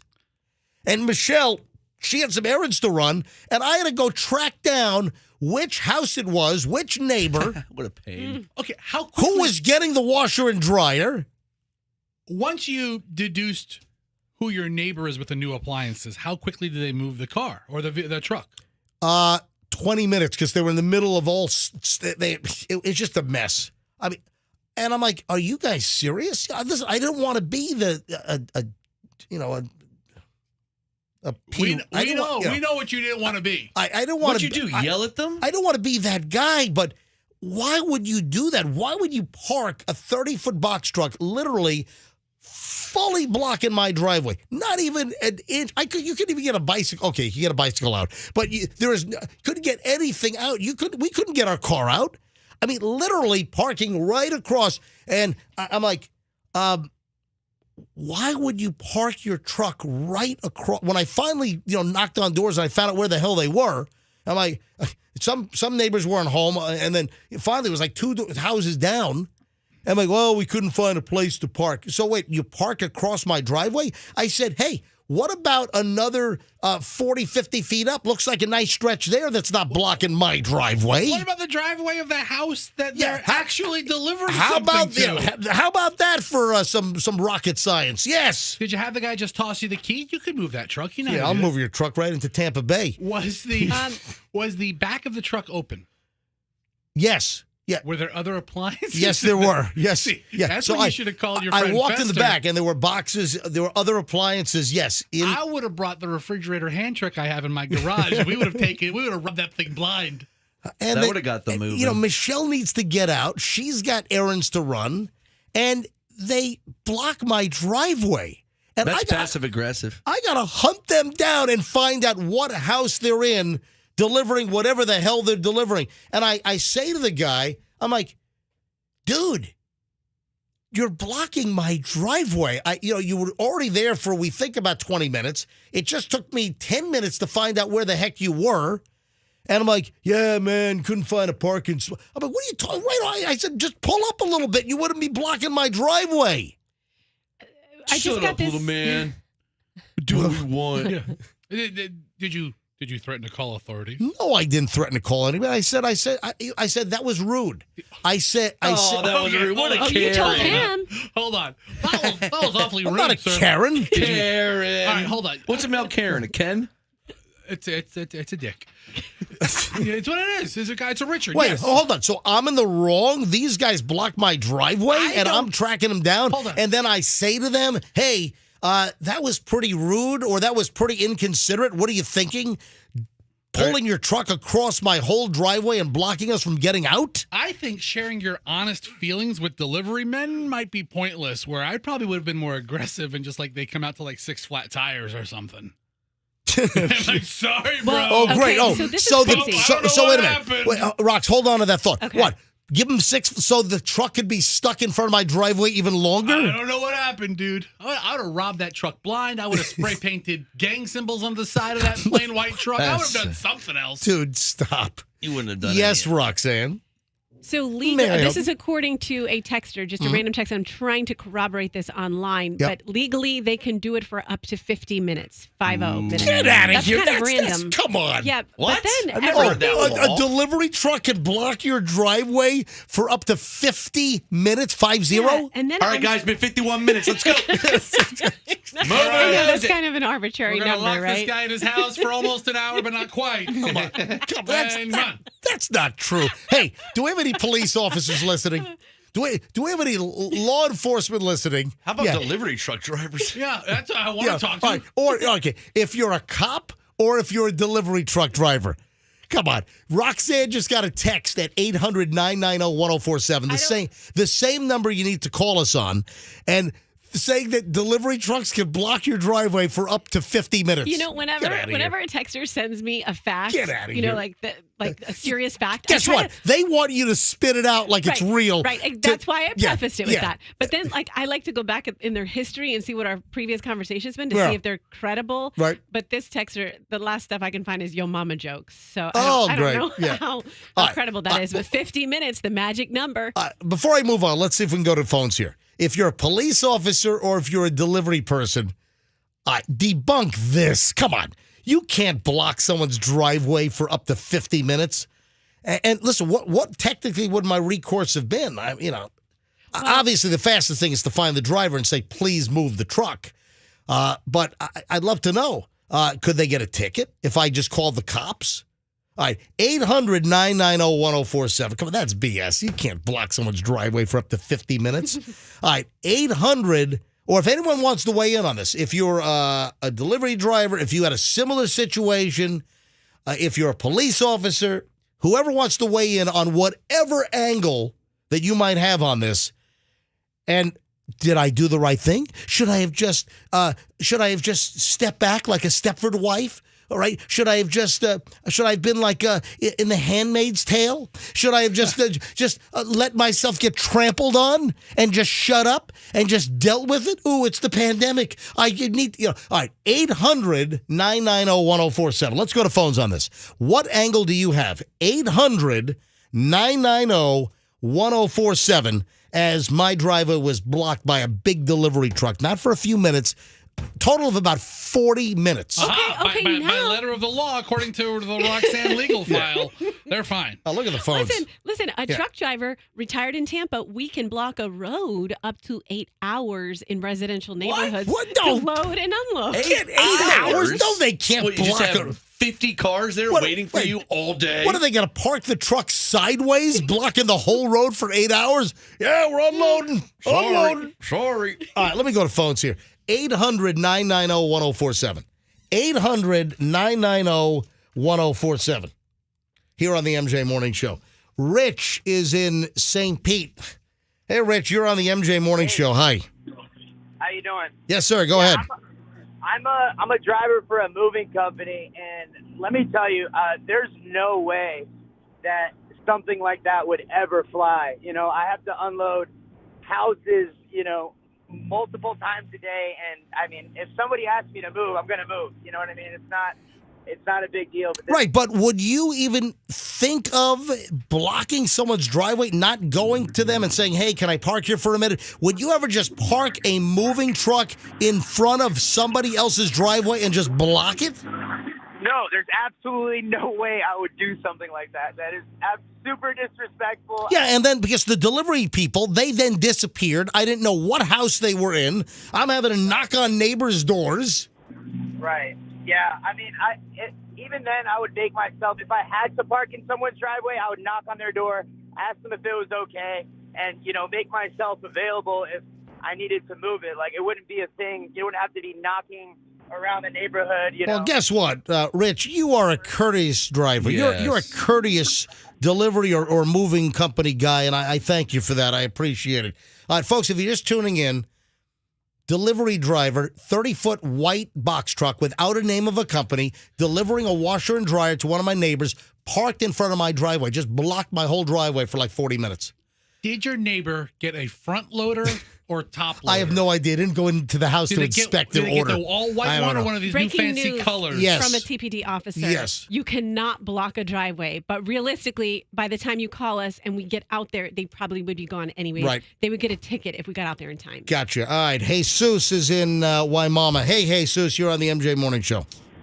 Hey, MJ, what's going on, guys? Hey, listen, I drive a 45-foot tractor trailer, and I was delivering one time out there in Riverview. And I was training this new guy, and I told him, where to park at some of these places where we deliver. And he decided to park in front of someone's house. So what this person did was they called the tow truck. Yeah. Did they take the truck? Yeah, they did. And we didn't know it when we were inside. Well, hold on. They would. You can't call a regular wrecker. They have to tow a. You call Steps Towing and tell them you got a 30-foot box truck that needs to be moved. They get somebody down there and boost it right up. You got to get the big, like the highway to hell wreckers. You know, the ones they use for big rigs. Yeah, highway through hell. Exactly.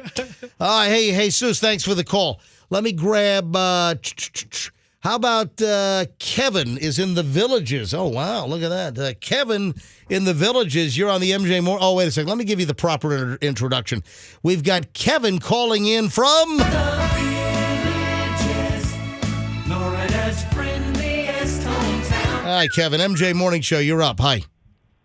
See, I'm the driver from the Village's son. I've talked to you before. I know that makes you happy to play that. Oh, yeah, absolutely. But we have several different publications we drop off in people's neighborhoods and right in front of their houses. I would never block someone's driveway like that. It's so rude. And imagine if someone called in, I'd get in trouble. It's just, there's no sense in that whatsoever. Yep, and 40 minutes blocking my driveway. By the time, they were out there, I'm like, what is this? I waited a little bit to see if they'd move the truck. Michelle needed to run some errands. Then me having to hunt down what house they were in, installing the washer and dryer. Thanks for the call, Kevin. Look forward to your next call. Anonymous. Oh, we got a cop in Pinellas County. So a Pinellas County police officer, anonymous. We'll just call you Officer Friendly. Hello, Officer Friendly. You're on the hey, officer. Hold on one sec. Let me give out the MJ Money Machine word. It'll take me 10 seconds here. The MJ Money Machine word is coin, C-O-I-N.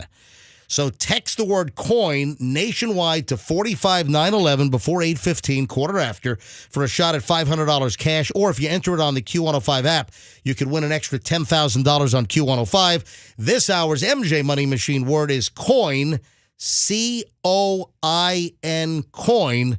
Good luck from the MJ Morning Show, nationwide text line 45911. All right, back over to Officer Friendly Anonymous. You're on the MJ Morning Show. Good morning. Did I lose? Oh, here he is. All right. Or she. I don't know. Hello. You're on the MJ Morning Show. Go ahead. How are you this morning, MJ? We are doing well. Thanks for phoning in. What do you think? Hey, so a couple of things. So if they were parked in front of your mailbox, that's a no-go, 15 feet from the mailbox. So that could be a ticket. Wow. So the other thing, somebody said blocking up to 8 hours. No, an emergency vehicle has to be able to get up and down the street. Yeah, of course. That's also fictitious. As far as the driveway goes, that's inconsiderate. So, but most homes, I think your home is like this, MJ, the mailbox is right next to the driveway. So 15 feet from the mailbox would be enough to clear your car, right? I don't have a mailbox. You don't have a mailbox. That's right. So, see, I knew. Hold on. What was that? MJ has a P.O. box. Everybody knows that MJ has a P.O. box. Yeah, I've talked about this for years on the show. Fester. We do. Come on. Yeah, exactly. Look, what a dummy. I'm sorry. He has a lawn jockey. This is a police officer that pays attention to everything because that's the job. Hey, head on a swivel, right? Absolutely. Head on a swivel. But Fester, how many times have I talked about I don't have a P.O. box because I witnessed that. I'm sorry. I have a P.O. box. I don't have a mailbox because I witnessed that mail theft up and down my street years ago. And they were ripping off people's mail, getting whatever. And I said, never happened to any of us. I said, I'm not having a mailbox at my house for people to steal crap. So that's when back in like 1995 or 6, we went to a P.O. box. Yeah. So. Well, what if this guy takes his truck and parks it in front of your P.O. box? He'd have to drive right through the damn building. Right through it. Hey, anything else to add, sir? No, that's it, MJ. You all have a good day. And tell Coop good luck. Oh, excellent. Yeah, Coop's last day is tomorrow. Thank you, Officer Friendly. Yeah, Officer Friendly. Hey, Coop, are you going to participate in the truth booth, the exit interview truth booth tomorrow? I guess I have to. I mean, I'm kind of nervous for it, but you should be, buddy. If we don't, we will fire you. Folks, let me hang on. Ladies and gentlemen, MJ Morning Show listeners, we are scheduling a truth booth for Coop tomorrow, and we'll get into this in just a second. Let me finish up with a couple more calls here on the whole rude as hell delivery driver. Les is in Newport Richie. Hi, Les. You're on the MJ Morning Show.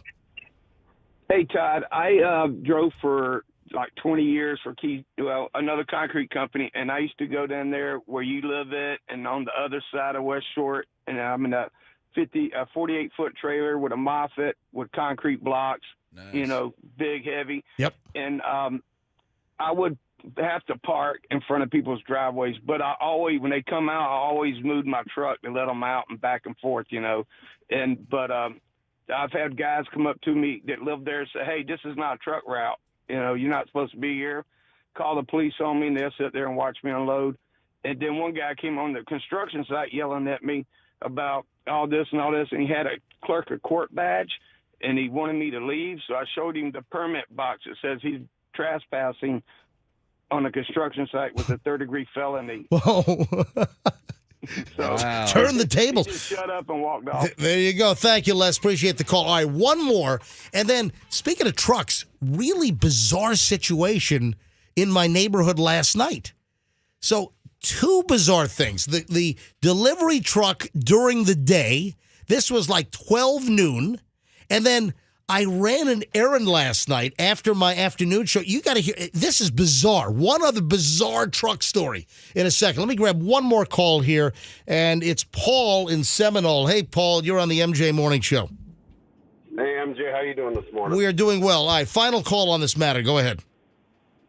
You're absolutely right, man. You did nothing wrong. These guys weren't trained properly. I worked for logistics companies for 21 years. It's all about safety. You can't block a driveway. You can't be in a driveway. You can't block a driveway without consent of the actual resident. And if they're blocking somebody else's driveway, it's pure laziness. And that's what happened. They just said, you know what? The easiest thing, we're going to block this driveway. We're going to unload this washer and dryer. We're going to drag it in the house. We're going to install it. We're going to take the old ones out. And they're like blocking me for like 40 minutes. Anyway, thanks for the call, Paul. I appreciate it. All right, quick, before we move on. Yes. One other truck issue last night, a little after 6 o'clock. You know where I'm in South Tampa, I'm, near West Shore and Kennedy. And we had a gasoline tanker truck driving through the neighborhood. Really? What the? I'm like, what the hell is this? A full-blown gasoline delivery tanker truck driving on residential streets. I'm like, where's this guy going? Does one of your neighbors have a private pump? Yeah, I think because that would if be you're awesome. I know a guy who has but it's a boat that brings the gas, but he has a dock. No, this was. And he has his own gas station in his backyard. If somebody, then you get the smaller trucks that will deliver. It was a small truck. When I built my house, I had like a 50 kW generator. I had a 50 kW with you. Sounds like a radio station. Hey, well, 50K. I had a big giant like Caterpillar generator to power the house and keep it air conditioning during construction. And we used to have like McMullen Diesel deliver diesel fuel, every week or so to the generator. And they would come up, they would drive up with like a smaller, like something appropriate for residential streets. It was like a small tanker truck. It was it wasn't a tractor trailer. It was like a 25-foot truck. It was a small truck that people would get like heating oil delivered or whatever. And, well, we don't have much of that here in Florida, but that's the point. It was a smaller truck.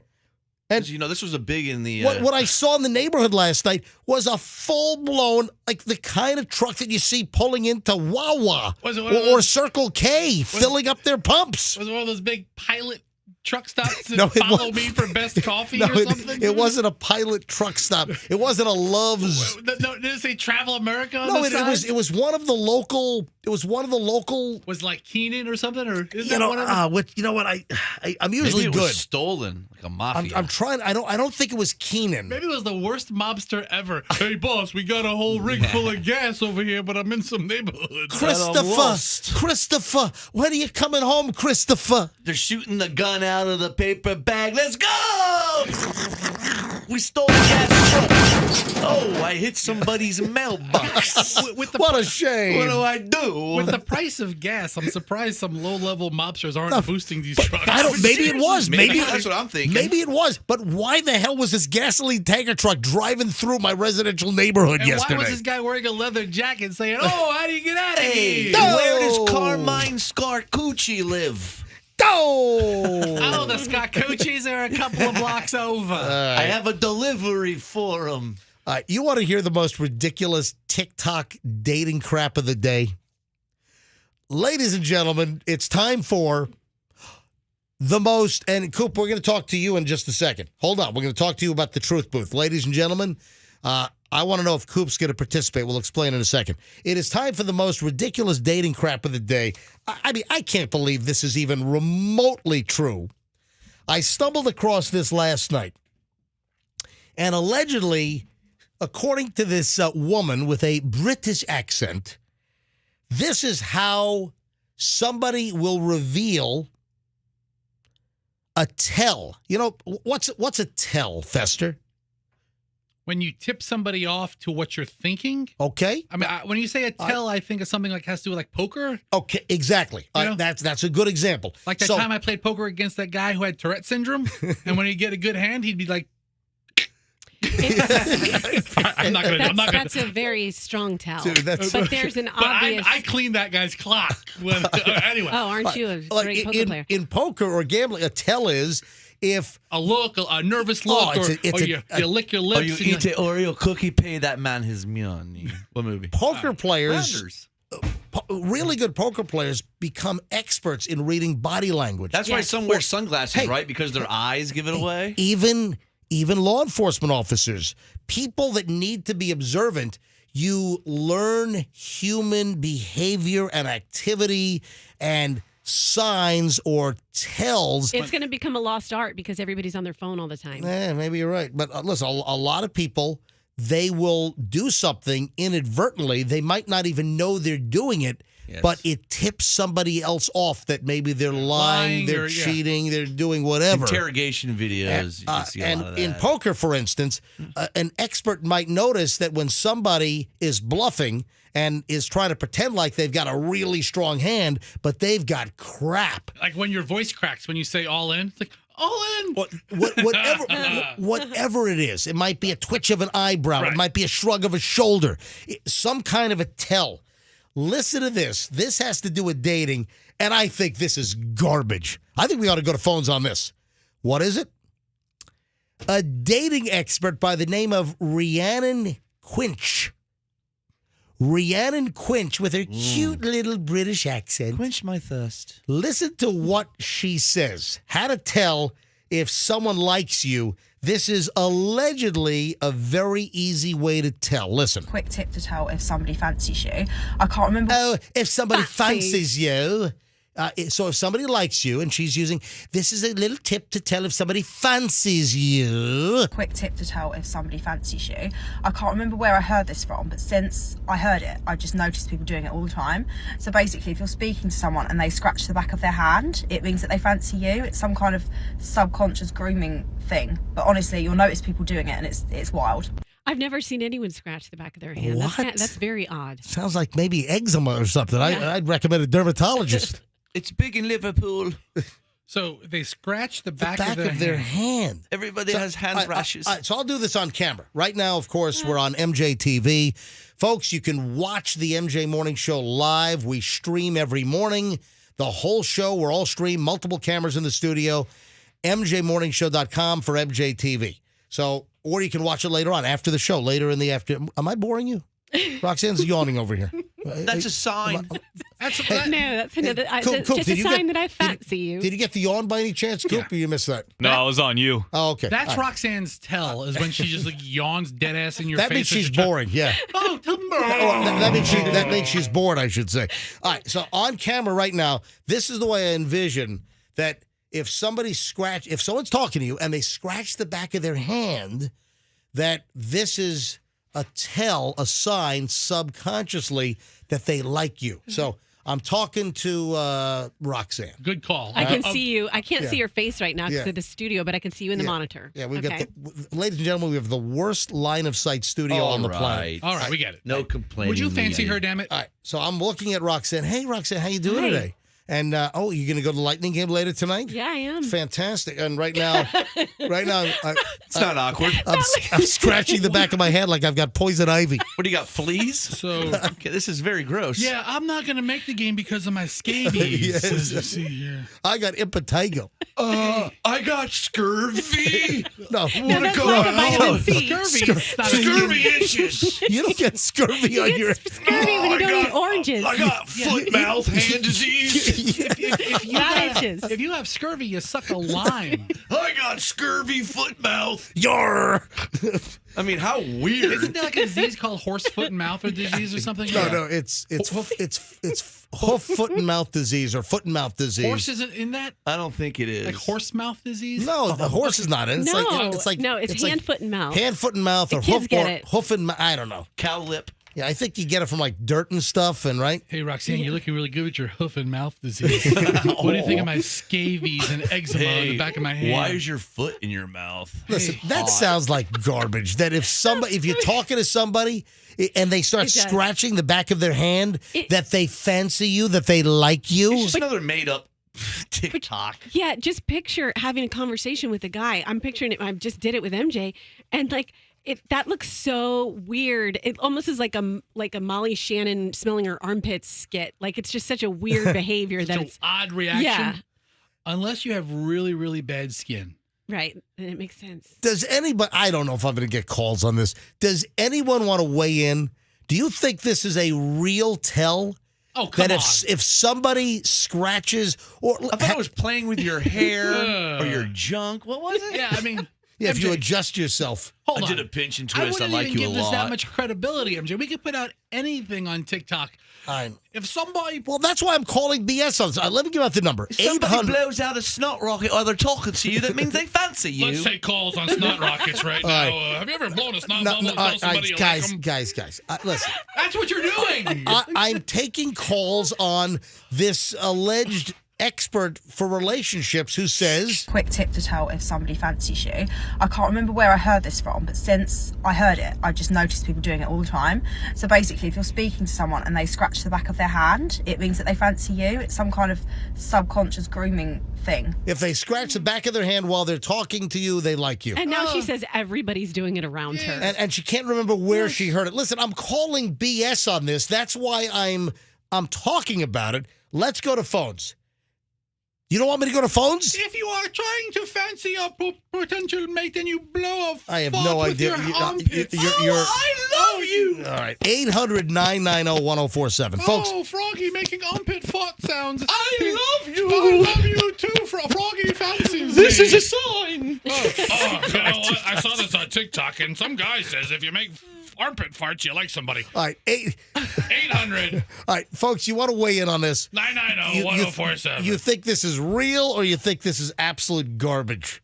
Or maybe you can attest to the fact that this is something real. Maybe you've seen, maybe if you're a woman, you've seen a guy kind of scratch their hand while talking to you, and you come to find out that they like you. Maybe it's only British. All right, or also, are there any real tells? Like Froggy, you said like a woman maybe twirling her hair or something. I thought that was one that I always heard, like a woman twirling her hair. Has anyone heard of, first of all, scratching your hand if you like somebody, subconsciously?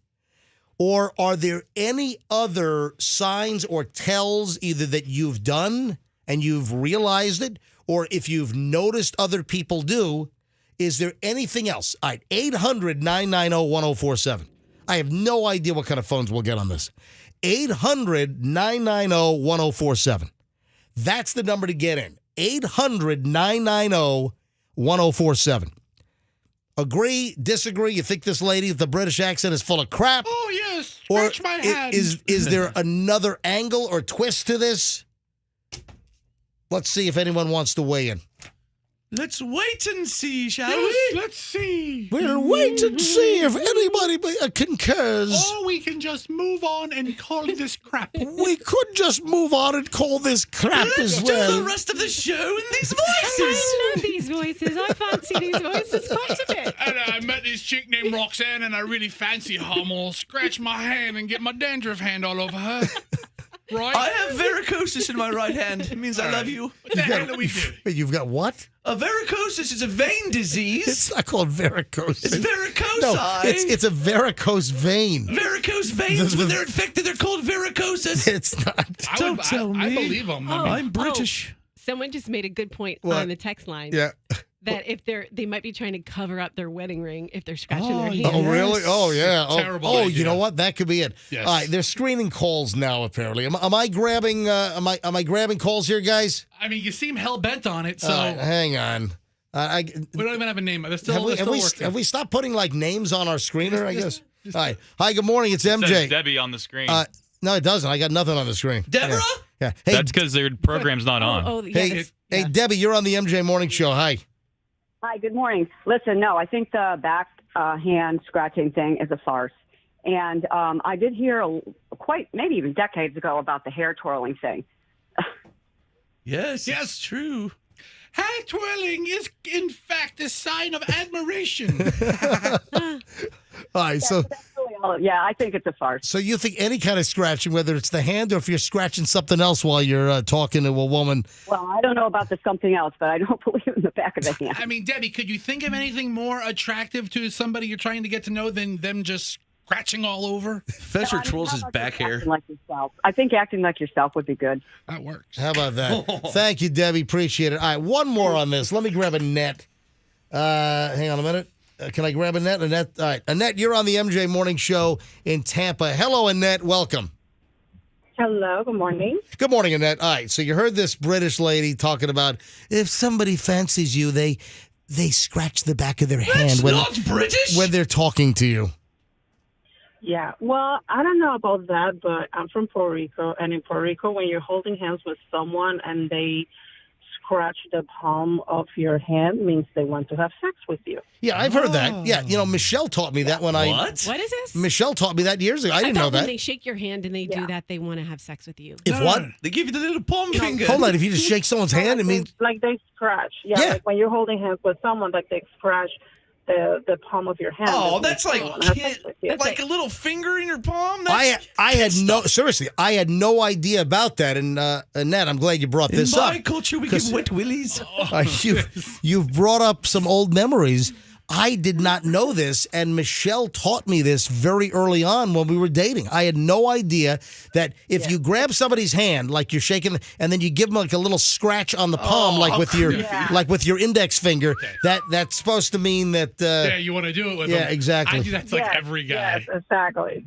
Annette, thanks for the call. All right, one more. Anonymous. Oh, calling from Venezuela? What? Nice. Get it.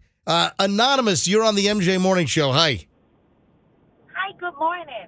All right, no, you're not calling from Venezuela. Where are you calling from? Oh, I'm calling from here for United States, but I'm from Venezuela. Okay, all right, but you live in the U.S. now, right? That is correct. All right. So, Anonymous, go ahead. Well, I don't know if that one is true or false, but I know in my country, and I know in a lot of Latin countries, when a guy take a hand of the girl and they scratch the back of the hand, means something else. They're gonna go far to the relationship. All right, so wait a minute. Are you saying scratching the palm or now scratching the back of the... The palm. Yeah, see that... Palm of the hand. Yeah, that's exactly what the last caller... Yeah, we had a caller from Puerto Rico just before you that said the same thing. But this is not like a Latino thing, because I heard this from Michelle 30 years ago. 35 years ago. Yeah. So, that's something that I have heard. Absolutely. 100%. Thanks for the call. You know, in my culture, I stand directly in front of you, reach out with both my hands, and give you a double purple nurple. Twist both your nippies. All right. That shows love. Nothing says you want me more than to twist both of them. That's enough. Hey, Coop, did you guys get the U-Haul picture on the website? Is that ready to go? Do you have that? Do you have the U-Haul picture? I think I sent this to you. Didn't I send this to you? I didn't see a U-Haul picture. All right. Oh boy. No, I sent you a tweet. I sent you guys all kinds of email that apparently you guys didn't get. Look for I sent you a tweet, and it's a great picture. See if you have it. It's a Twitter link from a police department. And do you have it? Yes, I see it. I do see it. Okay, see, I told Are you talking British? Well, too? I mean, no, I'm just saying there was see like it. 20 emails, so I'm looking through them. Yeah, all right. So you got to get that posted. This is nuts. Coop, how quickly before you can get the tweet posted up at mjmorningshow.com? I don't know, an hour. Right now, we're doing it. All right. I'm sorry, is Coop getting lippy? I mean, seriously? I just have a lot. I'm trying to teach, but also get all of the great feedback from you guys about today. So You're getting a little frazzled over there. I'm just trying to get you guys set up correctly. Wait till next hold week on. when you're... Hold on. You want a drink or Hold on. something? Please, I need a drink. Actually, Roxanne, let's go. Hang on. Before I get to the U-Haul story, Coop, are you okay with doing the truth booth tomorrow? Well, are we getting into that now? Because I have a couple questions. Yeah, absolutely. All right, so folks, here's the deal. Hey, why don't you truth booth us? Coop. Oh, a reverse truth booth. Well, you can maybe do a double whammy. All right, here's the deal. Coop's last day as the producer on the MJ Morning Show is tomorrow. And then Froggy says, hey, what if we have Hal Herman do a truth booth? Actually, it was Hal's idea. Okay. All right, it wasn't mine. All right. Froggy just presented it to us. Yeah. So Hal pitched it to me, and I said, Hal, that's great. That Coop ought to do a truth booth where Hal asks Coop a whole bunch of questions on his last day. And, of course, Coop's going to answer honestly because what the hell does he care? But So- Froggy, tell him. Hang so- on, Hal's under the desk. He'll tell you. I am right here. Hey, what's up? I've just been hanging out under the You desk. looking at people's feet? Yes. You've been under the desk all... I've just been hanging out under the desk for the last 2.5 hours. All show you've been under the desk. Yeah, All right. and I just want to say, these questions, guys, are going to be Awkward. All right. It's going to be a doozy. Did you say awkward? Awkward. Gotcha. 4 W's. Hal, stop scaring the guy. All right. Okay, I'm going to go back under. See you guys later. All right, Hal's going back under the desk. So- All right, Hal Herman, ladies and gentlemen.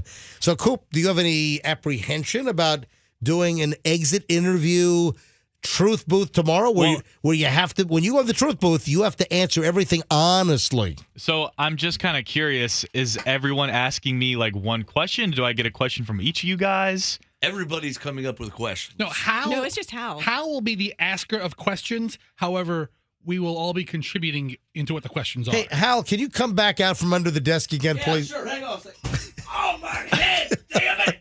All right. Oh, you guys got to get these two. I can't be under the desk if it's so short. Hal, Yes. when you read the questions on tomorrow's truth booth for Coop, Yes. it's an exit interview. Yes.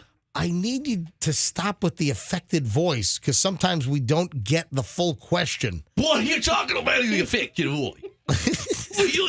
Sometimes we can't. Sometimes we can't understand you because Hal, your voice is like so game show host affected. All right, let me try something a little different. Okay, go ahead. How about this? Is this better? Yeah, that actually is more clear. Listen, I'll work on my voice tonight with a couple of whiskeys and ginger. And I'll see you guys tomorrow. I'm going to head on back under the desk now. Is that okay? That's fine. All right, guys. And if you need anything else, I'll be under here. All right. All right. Bye. All right. Yeah, what is this? It's- It probably is. All right, Hal. So, Coop, did you have any questions? The truth booth tomorrow, like probably 7:45. All right, do I get to ask a question? I mean, Yeah. It is an What? interview, right? Now, if you want to ask us any questions, Or Hal. that's fine. Well, I don't. Is that what? Yeah, I mean, Well, what gives him the right? okay, this Coop is- wants to turn the tables a little bit and then ask questions of us. If it's an exit interview, in every interview, the person interviewing asks, "Do you have any questions for me?" Oh, that's true. Yeah? Not exactly. I've seen 1,000 Barbara Walter specials. She doesn't wrap it up with, "Hello, let me ask you before we wrap this up. Do you have any questions for me?" That was a good one. Oh. This is going to be very exciting. Tomorrow morning, Coop leaves us after tomorrow's show. He's flying away, leaving the MJ Morning Show nest, and he'll have to answer any truth booth question honestly tomorrow. Yes, this is Barbara Walters, and All today right. we're interviewing Kyle Cooper on the MJ Morning Show. Is she still alive? Is Barbara Walters? Yeah, I think she is. Is she? She's got to be She's not 93 years alive, old. She's alive. Yeah, alive. Hugh Downs died like last year. Now, Coop, I got to ask Coop, do you have the U-Haul picture ready to go? Coop, is it ready to go? Yes, it's ready. Is it up? No, I'm waiting on you. No, put it up right now. Folks, this Okay. this is crazy.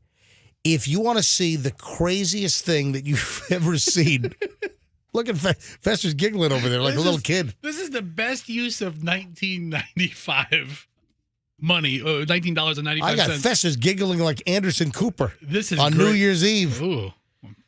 I'll laugh like Andy Cohen on A New Year's guy Eve. was pulled over by Washington State troopers. He had an SUV jammed into the back of like a 10-foot U-Haul.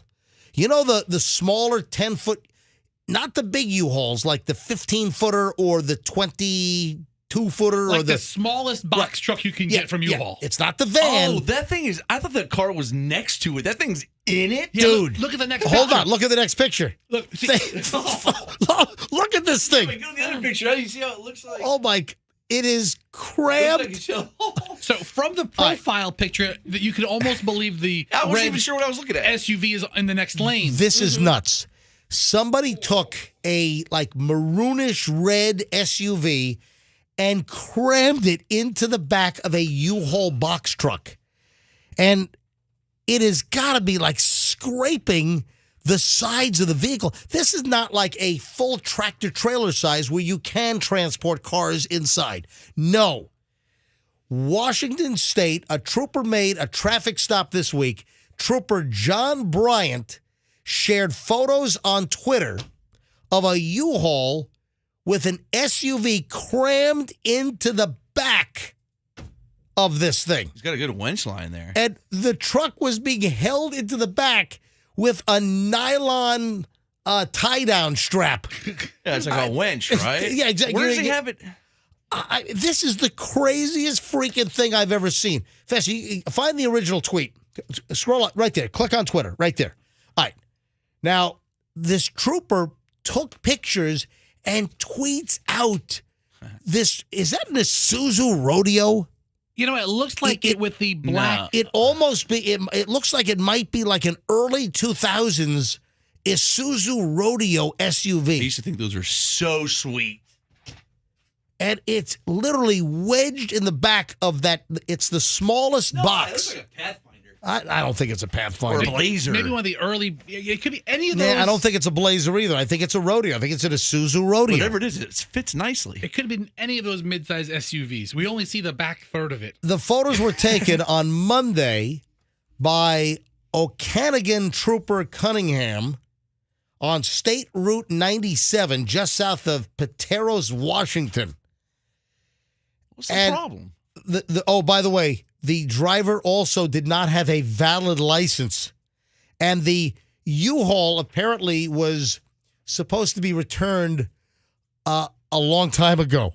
Oh, no. So I don't know how many what's been racked up here. I don't know if U-Haul reported the vehicle stolen. And he doesn't have that little red flag you're supposed to put when you're towing something that's hanging off your vehicle. No, the whole vehicle's red. Yeah. The whole vehicle's a red flag. The vehicle, it counts as the flag. But this is the craziest thing you've ever seen. See if there are some more photos. Go to mjmorningshow.com because it should be populated now on our website. Folks, if you want to see the tweet from the trooper, go to mjmorningshow.com. That's mjmorningshow.com. Do you know the increments of these trucks? Like, could he have got 2 more feet and made it work? Or do you have to go either that size or like 18 or whatever? Do you know the increments of these trucks? I think U-Haul is like the 10-foot truck. I think they've got a 15. Oh, you should have got the 15. I think they've got like a 20, and I think they have the big one is the 28-footer. Why not spring for the 15 or 20? All right, this trooper, John Bryan's very active on Twitter. He He puts is. up a lot of stuff. Yeah, he's got I guess a Twitter account that he's pretty active on. Probably be fired soon. And no, he's not. We're putting up all that stuff? This is great. There's all kinds of cops lose their jobs for posting stuff. Be Yeah, careful. but not this. But the SUV has, 5 feet hanging out of the... First of all, the SUV is crammed in there. It's got to be wedged. I can't believe that The tires are hanging out of it. The tires are hanging off the back like step bumper. They could almost back it up a little bit and let the tires roll. How did they get this thing in? Did they use like plywood or they use like just planks to drive it in? And I got to believe that the sides of the vehicle are scraping on the inside of the U-Haul. How would you get out of this vehicle? God, that looks like my old truck. I'm telling you. I mean, I wonder if this is like just a vehicle for scrap or for parts, that it's not even... Like they picked it up at a salvage yard? I have no idea. But I have never seen anything like this. And then a big yellow nylon strap tied from the top of the truck around the back of the vehicle. That's supposed to keep Is that the only thing holding it? That's the only thing holding it, apparently. That's it. It was like one 3-inch ratchet strap. You got to go to mjmorningshow.com. Folks, when you get a chance, when you can safely go to mjmorningshow.com, you got to take a look at this thing because it is crazy. It is insane. All right, I have an inquiry. Turns out that the inquiry was... a little older than I would like, meaning I'm a little backed up getting to email, but I get to my email. If you've emailed me and I have not responded, just be patient because I'm getting flooded with email. And a lot of people send emails that are just links to stories, Yeah. so I don't always respond to those, but I appreciate them. Yeah, and I get a ton of email, folks, and you can email me anytime. And I look at emails right away. I don't always respond right away. But whenever you send me an email, I look at every email that I get. And you can hit my private email. We get good material. We get good content. People send great stuff. And my personal MJ email is mj@mjmorningshow.com. That's mj@mjmorningshow.com. I got this email, and it turned out it would have been timely for Mother's Day. And I did not read it until yesterday, so I was a little late getting to this. I'm telling you, I read everything, and most of the email is same day. So if you send me something, I see email the same day. This one I did not, and for that I apologize. I got an email, and the subject line is Cameo ? Hey, Todd, using my real name. My real name is Todd. Of course, I've gone by MJ for years. It says, my name is Brian Kinlaw. I spent the better part of yesterday morning trying to find out if you had a Cameo link. My wife has been listening to you since you all came back and did before when you were on 93, when she was at USF. All I've heard about recently is the Johnny Depp Amber Heard case and what Michelle thinks about it, and now infamous Justice for Johnny shirt. Yeah, the infamous Justice for Johnny shirt where Michelle is, yes, well, apparently displaying something other than the shirt itself. Then he writes, Brian writes, I was hoping you did cameos. I'd love one for her for Mother's Day, even of you and Michelle. Can you point me in the right direction if you do them? Thank you, and happy Mother's Day to Michelle. This is Brian Kinlaw from Lakewood Ranch. And Brian, first of all, I'm sorry that I got your email late. Brian sent this on Saturday. This came in on May 7th, Saturday, and then, of course, Mother's Day was Sunday, May 8th. And I just got to this yesterday. Brian, first of all, again, I apologize for my tardiness in responding to your email or even seeing this one. But I don't have a Cameo. Now, we've talked about this in the past. Should I get a Cameo? Should I start a Cameo account where I will shoot videos for MJ Morning Show listeners or fans or whatever? I'll tell you. I have an idea, MJ, of how you could test this. Yeah. Why don't you do a test run and say, I'll do, if you get 50 cameos, I'll do 50. And then test those and see how they go and see if people are interested. Well, you have to do them custom as the orders come in. Dude, you know how long it would if I get flooded with 50. First of all, I don't think I'm going to get 50 cameos. What are you talking about? Of course you would. I don't think he'll get... Oh, thank God you've answered. Hi, it's MJ from the MJ Morning Show in Milton Flunchco. All right, maybe not. Oh, thank God you've answered. I bet you people could call up and I bet you can get, well, not 50 calls. I bet you get 8 in a month. No, I doubt. Come on. How Seriously. much are you going to charge? Anyway, I wish Brian put his phone number on here because I'd call Brian up and apologize. That's why you make it limited. You say, I'm going to make 50. If you want one, get in. Got to be the first 50. Make like a couple For grand. those that don't know, and I got to believe there are people out there that don't know what Cameo is, Cameo.com is a website, and it is a way that celebrities can make money or whomever by shooting videos. Like if you go to categories. Literally whoever. Actors, athletes, comedians, Is there radio guys? No, there's not that. So actors, athletes, comedians, creators, musicians, reality TV, boy bands, country music, hip hop, Latin music, lead singers, metal. A bunch of I different think categories. It's nice for a lot of people to stay relevant. See, is too. Shorty Shane on there? See if he's on there. I don't know if he is. All right, no, don't search just yet. Yeah, Okay. don't search. All right, now go ahead and show me on their landing page, on their front page, who are the folks that are featured right now that will do cameos? Oh, the foul-mouthed wife of Jeff Garland on Curb Your Enthusiasm, Susie Essman. Yeah. Remember, she's F this, F that. She just everything's an F-bomb with her. She'll do a cameo for $500 plus. What? I wonder if she'll go like, dropping all the F-bombs and everything. $500, she'll curse you out.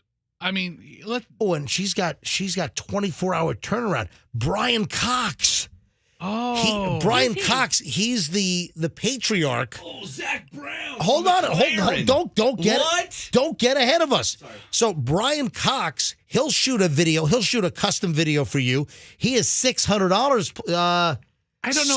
He's $689 plus. I don't know any of these people. Well, hold on. Brian Cox is on Succession, the HBO show about the rich media family. Okay. Brian Cox is the father, the patriarch on Succession. Then Zach Brown is CEO of McLaren. I have no idea who the hell. McLaren Racing Team. F1. Listen, I know McLaren. I know fan. F1, but I had no idea who the hell Zach Brown was. Also, so these are all people that will do cameos. They'll shoot custom private videos for you, like a minute long or whatever, and they charge you. Who's from Van Halen? Hey, I just saw. I got to mention while we're talking about Brian, Brian Baumgartner Remember, he is from The Office, and he makes a killing on this. This is something that he does quite a bit. Oh, that's right. Didn't we have a story? Brian Baumgartner from The Office. Yes, he was the nebbish guy, the Kevin. The balding, Yes. overweight guy. Spilling chili. And didn't we have a story like last year that he makes over $1 million a year doing these Cameo videos? I was going to have him on the show, but he didn't come on the show. Okay. We were going to have him on the show, Nobody but seemed interested. yeah, All right. I would have had him on the show. So MJ, Yeah. he's like one of their top producers on The Money. Right. He makes over $1 million a year, and he makes funny, personalized videos, and he charges a couple $100. Yeah, you can't be lazy about it. You got to make them good. You got to make them good. You got to turn them around. So, and he charges for personal use. For personal use videos, he charges $225. Now, if you want him to plug your business so you can use that video for promotional purposes, he'll charge $2,500 plus. And I've seen him on a bunch of commercials for stuff on the internet where you can tell it's stop. Hold on. Here's a video. Here's an example, and he's got a giant pimple on his forehead. Yeah. I want that pimple to do a cameo. Hold on, I gotta find I him want again. that to talk. Hey, what's up? This is people out. Thanks for hiring me. I'm gonna be gone in a couple days. All right. So now's the time. My brother will be popping up about 2 inches to my left. All right, let me hear Brian. Roll it. Here it is. Hit it. You beautiful Cameo people. It's Brian Baumgartner here, and I am so excited to be on this site and share with you messages of joy, warmth, happiness, and complete and utter scorn and humiliation. Please join me, would you? Because I sure would love to have you. All right. He's not even acting like the guy from The Office. Oh. Here's another one. Vincent. Surprise! Vincent, listen, Fran and Paulie, i.e. mom and dad, reached out to me and told me that it is your birthday. 17 years of age. Vincent, congratulations. All right, so that's Brian I Baumgartner. thought he was in the character. Who cares about this? He just did one. Someone just texted me. He did one for a cameo for his company, Frontier, for their rebranding, and it was really funny. Frontier Cable TV and phone company that's and the Frontier I and think of. internet. All right, so a lot of celebrities are on here. Yeah. And I mean, remember there was one with who's the guy that said Chinooka?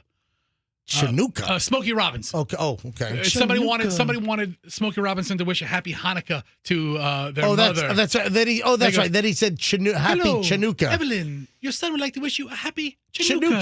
Chinooka. So some of these are really funny, but the Undertaker ones are weird. Like one time, a sick dude sent the Undertaker one, and at the end, the Undertaker goes, "And don't forget." Hey, Michael Anthony from Van Halen is available. Who cares? Hey, Pete Alonso. Again, who cares? Pete, from the New York Mets, Pete Alonso. Again, doesn't he live here?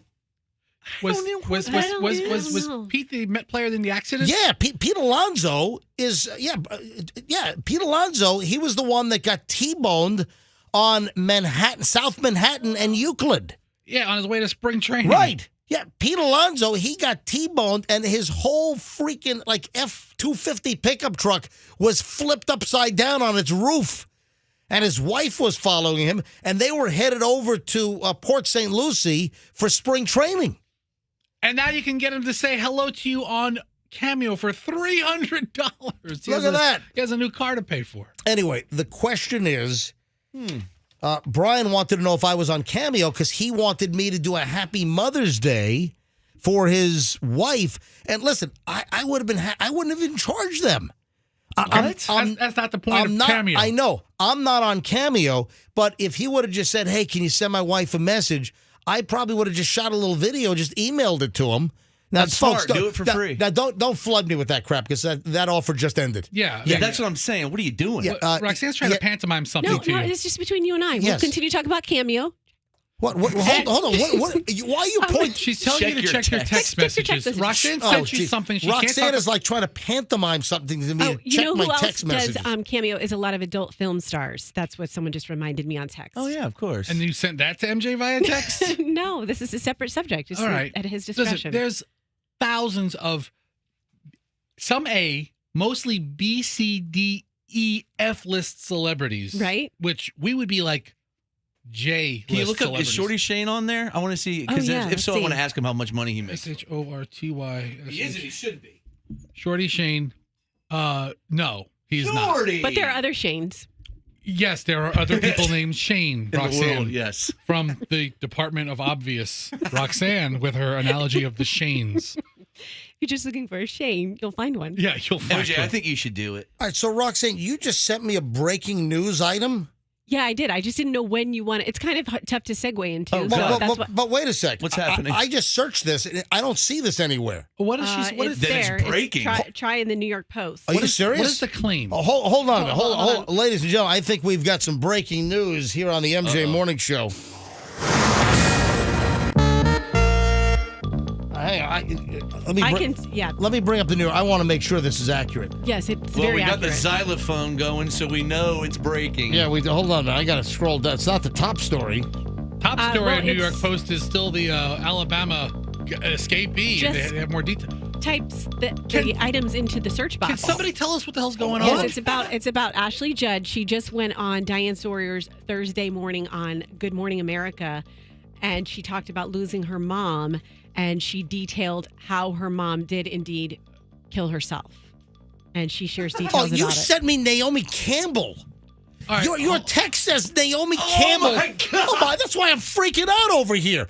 Roxanne, you send me a text. Naomi Campbell died of a gunshot wound. You mean Naomi Judd? Naomi Judd, not Naomi Campbell. Who tragically took her That's, own well, that's life. why I'm like, what is she talking about? I'm trying to search You're this. thinking Naomi Campbell got murdered on the street? I'm trying to search this on my phone. I'm like, what is going on? Naomi Campbell, the supermodel. Okay, so Naomi Judd, who tragically took her life about a week and a half ago, the day before she was inducted into the Country Music Hall of Fame, suffered with mental illness for decades, apparently died of a gunshot wound. Roxanne was telling MJ the other famous Naomi Campbell. Naomi Campbell, supermodel. No, you know why I did that? I just realized because we were talking about Cameo. All right. That's what happened. I was trying to talk about that Cameo. that makes no sense to me. I think you've got a tumor. I think you just messed up. It's not a tumor. I think you just messed up. Take a couple minutes off. You texted me that Naomi Campbell died of a gunshot wound. I meant Go to get the text whiskey. You meant to text sorry. me that Naomi Judd, Judd. and that apparently it was revealed on Good Morning America this morning. Yes. Oh my yes. God! Just in, Judd Apatow dead, gunshot wound. Wait, No, Naomi the Judd. other Judd. The other Judd. Sorry, guys. Judd Hirsch from Taxi. All right. Listen, I cannot tell if Roxanne is drinking or needs a drink right now. I don't know which one's going on. Are you, Look at her face. Roxanne, are you pilled up? If no, so, I'm just tired, and I was like, I'm listening to us. I'm thinking, okay, we need to continue talking about Cameo. I'm going to send this to MJ and let him look at it while we're talking about Cameo. I kept having Cameo in my you head. even distracted and him I to said check Naomi his Campbell. text. I don't even know if that How do classifies as you- breaking news. But even Cameo and Campbell? All right. This is when you're multitasking and you you're- can't effectively do it because No. you can't multitask when you're tired. No, but you're. It's not the definition of multitasking. Thank God you are not an airline pilot. That's all I have to say. or boat captain. Yeah, yes. Or train conductor. Or on a morning show. Just MJ, we have breaking news right now, and it's completely wrong. Right. Something to do with Campbell's soup. So, I don't know. Yes. Campbell soup, Right. cream of mushroom is pissed at split pea right now. All right. Stop! Did you say stop? Guys, can I go back to where we were? Sure. All right, now, well, first of all, as far as the revelation of how Naomi Judd took her life, my thoughts and prayers to the entire family. It's a Yes. terrible situation. Awful. Her bout with mental illness is a tragedy, and I wish that this woman had solved her problems not this way. And Ashley Judd wanted to right. put this information out there on her own doing. Right, and she said it was a gunshot, and I would have thought it would have been pills. I thought she would have overdosed. That's kind of interesting. Is Naomi Watts okay? Yeah, I would like to wish continued good health and prosperity to Naomi Campbell, a beautiful supermodel. Yes. 51 years old, in very good health. And I think she just became a mother too, if I'm not mistaken. Did she? Yes. Good And for her. still alive. Can we get back to the Cameo? Should I start? Does any Yes. do any local radio folks do Cameo? I'm Yeah, sure. Chad and Chrissy both do it. Yeah, and you get them both. Seriously, do any I think local? Calta does. Does Calta do it? Yeah, ask him how much money he I makes. don't know. Go see what he charges. Hang on, I'm going to text him right He's now. a superstar. I mean, does he make any money? Is it worth it? Well, he still does it. He must make some money. He does it for How much- $25. Oh a my spin. God, Calta's doing Cameo for $25. It says $25 plus. Okay. Well, then you gotta and he's got the lightning bolt for quick 24-hour turnaround. And you got to give Cameo like. Is he hard up for cash? I don't think so. All right, you got to give Cameo a certain amount too. I think. Is his wife spending him out of like House and Home or something? Yeah, just like yours. Yeah. Exactly. Yeah, he's not the one who needs to worry about that. I got to text Calta later on and just say, hey, is this Cameo thing worth it? I got listeners asking me if I'm on. Unless you're doing like 50 a day. Well, listen, but then it's time consuming, and then you gotta fulfill. So, all right, I'll make it a say. Hey, Brian, thanks for asking. I would have been happy just to do a one-off freebie for your wife for Mother's Day, but I got your email a little late. All right, well, we got an hour to go. Chad and Christy will actually pay you $10. Wow. God, I love it. All right, ladies and gentlemen, we have an hour to go on the MJ Morning Show. Looking at what we got. Oh, Madonna. I wanted to get to Madonna already. We mentioned it early this morning. We talked. This Madonna thing is gross, guys. I am totally freaked and creeped out on this Madonna deal, folks. If you don't know what's going on with Madonna, stand by. We'll get to it next on the MJ Morning Show here on Q105. Now, if you are trying to sell a home, if you're looking to sell a high-end home, why would you go with just $1 million?